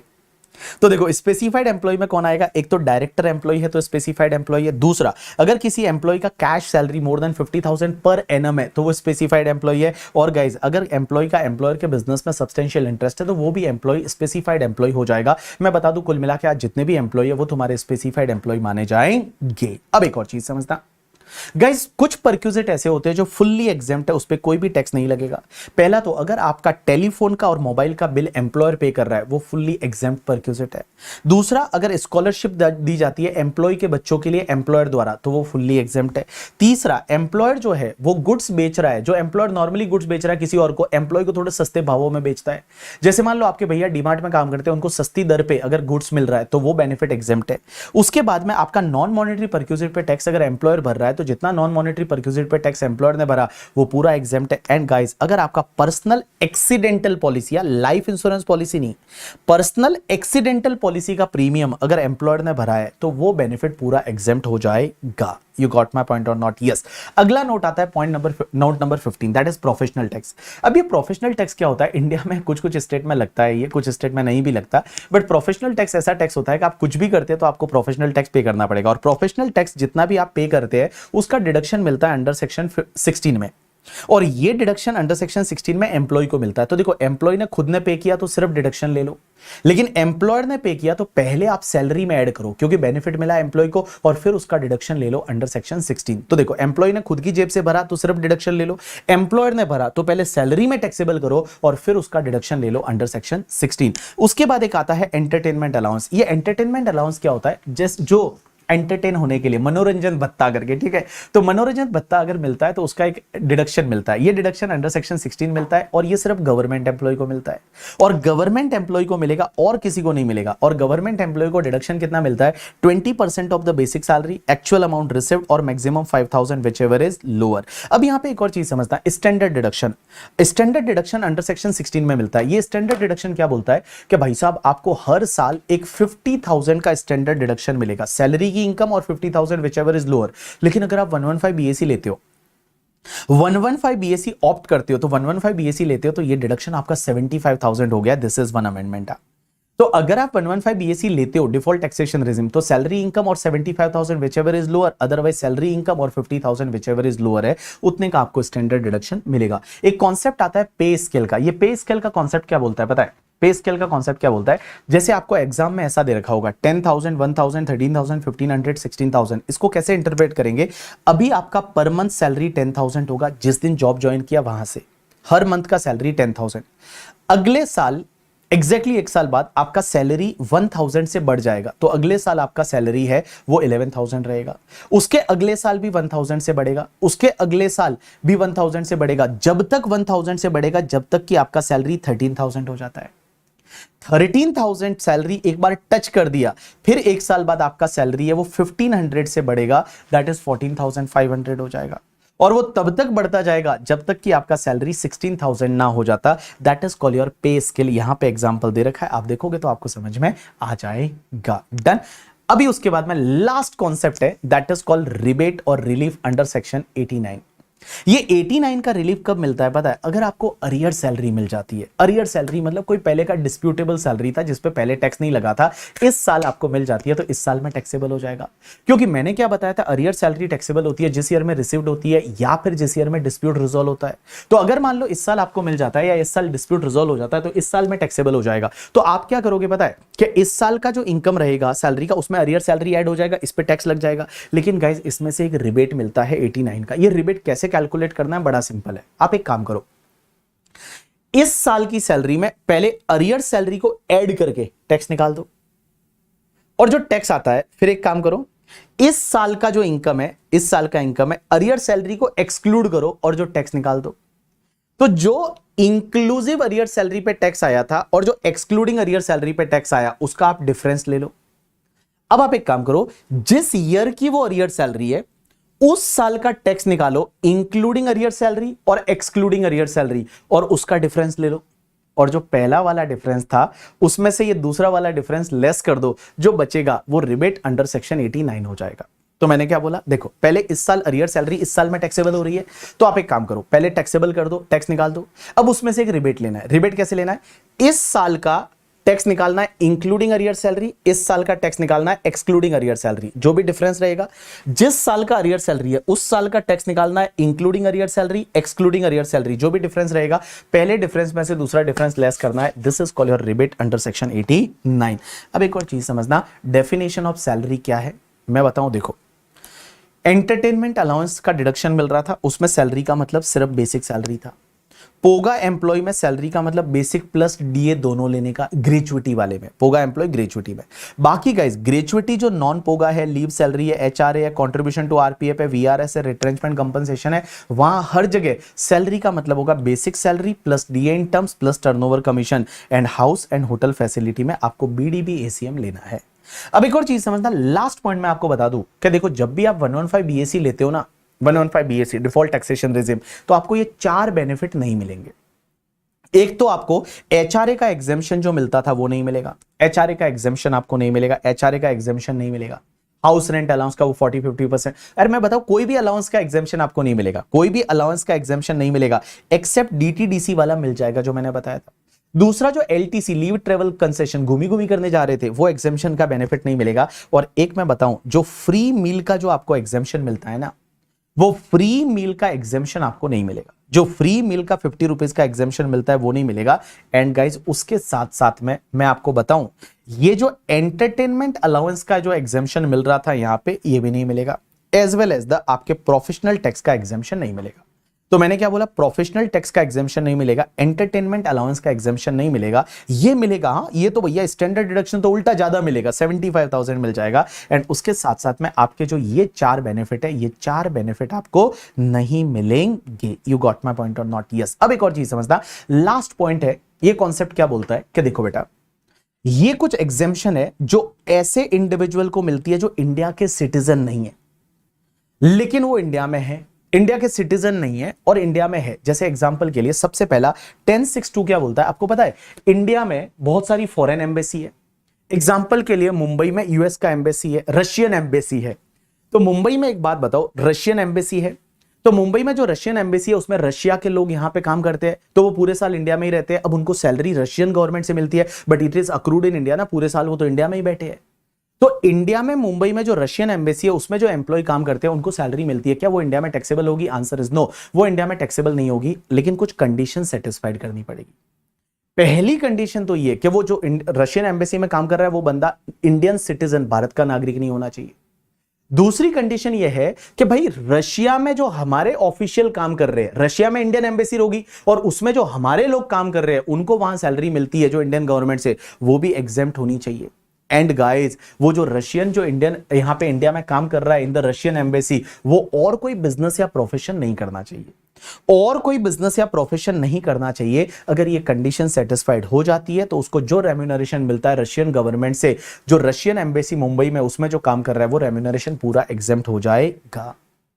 दूसरा एक एग्जेम्पशन है वो 10(6) का है। ये क्या बोलता है आपको पता है? जैसे बहुत बार जो फॉरेन का सिटीजन है, जो फॉरेन की कंपनी में काम करता है, इंडिया में उस फॉरेन कंपनी का कोई अभी तक बिजनेस नहीं है, बट वो इंडिया में बिजनेस के लिए आता है। एग्जांपल के लिए आपको पता है फॉरेन में वॉलमार्ट है, और वॉलमार्ट के कुछ एम्प्लॉय, 2 एम्प्लॉय को इंडिया भेजा कि यहां जाके देख के आओ कि बिग बाजार या डी मार्ट कैसे काम करता है। तो वो इंडिया में बेचारे थे, इंडिया में 2 महीने तक घूमे, तो इंडिया में थे, उनको सैलरी मिल रही थी वॉलमार्ट से, तो उनको जो सैलरी मिल रही थी वो सैलरी पूरी एग्जेम्प्ट हो जाएगी, उस पर टैक्स नहीं लगेगा, अगर 3 कंडीशन सेटिस्फाइड होनी चाहिए। पहली कंडीशन, वो फॉरेन की कंपनी जो वॉलमार्ट है उसका इंडिया में कोई बिजनेस नहीं होना चाहिए। दूसरी कंडीशन, वो एम्प्लॉय इंडिया में 90 डेज से ज्यादा नहीं होने चाहिए। और तीसरी कंडीशन कि एम्प्लॉय को जो भी रेम्यूनरेशन दिया जा रहा है इनकम टैक्स एक्ट 1961 में किसी ने उसका डिडक्शन नहीं लिया हो। अगर ये तीनों कंडीशन सेटिस्फाइड हो गई तो वो वॉलमार्ट के एम्प्लॉय जो 2 महीने तक इंडिया घूम रहे थे उनको जो रेम्यूनरेशन मिलता है वो भी पूरा एग्जेम्प्ट हो जाएगा। एंड लास्ट गाइस, आपको पता है अगर कोई भी इंडिविजुअल है जो नॉन रेजिडेंट है as well as the non Indian citizen है, वो फॉरेन की शिप पे काम करता है, और फॉरेन की शिप पता है इंडियन जो मजगांव डॉक है अपने मुंबई में, तो मजगांव डॉक जो है वहां पे बहुत बार 2-2, 3-3 महीने तक यहीं पे पड़ी रहती है। तो अगर वो इंडिया में है और उसको भले सैलरी मिल रही है, वो इंडिया में टैक्सेबल नहीं होगा। कंडीशन है कि 90 डेज से ज्यादा का इंडिया में स्टे नहीं होना चाहिए। You got my point or not? Yes. So this is the completion of your salary topic. So guys, salary topic का अपन ने रिवीजन का चालू किया था, अब अपन ने कंप्लीट कर दिया। So this is the completion of your third topic, income from salary. Hope so आपको अच्छा लगा होगा। एग्जाम से पहले कम से कम 10 बार सुन के और आप क्वेश्चन करोगे, आपका काम बन जाएगा। फटाफट आप कंपाइलर लीजिए और कंपाइलर से जितने भी क्वेश्चन है वो फटाफट देखिए और फटाफट क्वेश्चन कर लीजिए। आपने क्वेश्चन कर लिए तो आपका काम बन जाएगा। एक चीज मैं बता दूं, देखो भाई, एग्जाम है वो अभी ये है, देखो एग्जाम के ज्यादा टाइम बचा नहीं है, और एग्जाम में अगर आप पास हो गए ना तो उसके लिए हकदार आप हो शाबाशी के, और अगर फेल हो गए तो उसके जिम्मेदार भी आप ही हो। इस दुनिया में कोई किसी चीज का जिम्मेदार नहीं है। आपको अगर लगता हो कि भाई हमारी सक्सेस के लिए कोई जिम्मेदार है, हमारे फेलियर के लिए जिम्मेदार है, नहीं, you are only maker and breaker of your life. आपकी लाइफ में आप ही जिम्मेदार हो। तो भैया रेस्पॉन्सिबिलिटी लो खुद की, खुद में सुधार करो करके, ठीक है, और सुधार करके और आगे बढ़ो। Never blame to any other person. You have to blame yourself, and if you blame yourself, then you will improve it ना। So guys, अगर मान लो अपन पिछले एग्जाम में फेल हो गए, नहीं हो पाया, कोई दिक्कत नहीं ना, but now is you have improve yourself. अगर आपने इंप्रूव किया है 101% आप आगे जाके पास हो जाएंगे, बट अगर आप इंप्रूव नहीं करेंगे तो नहीं होने वाले। तो भैया you are only maker and breaker of your life. हमारा रोल आपकी सक्सेस में 5 से 10% है, बाकी रोल आपका है। और अगर 90% आपने अगर बड़ी शिद्दत से काम नहीं किया तो हमने जो 5-10% किया है उसका भी कोई वैल्यू नहीं है। मैंने आपके लिए लास्ट के 1.5 घंटे में ये पूरा रिवीजन लेक्चर रिकॉर्ड किया है, बट इसका सही रिजल्ट तब रहेगा जब आप पास होंगे। Now I have completed my task, now it's your turn कि you should complete your task. ठीक है, thanks a lot people, that's enough for today from my side. See you in the next revision lecture. Bye, take care.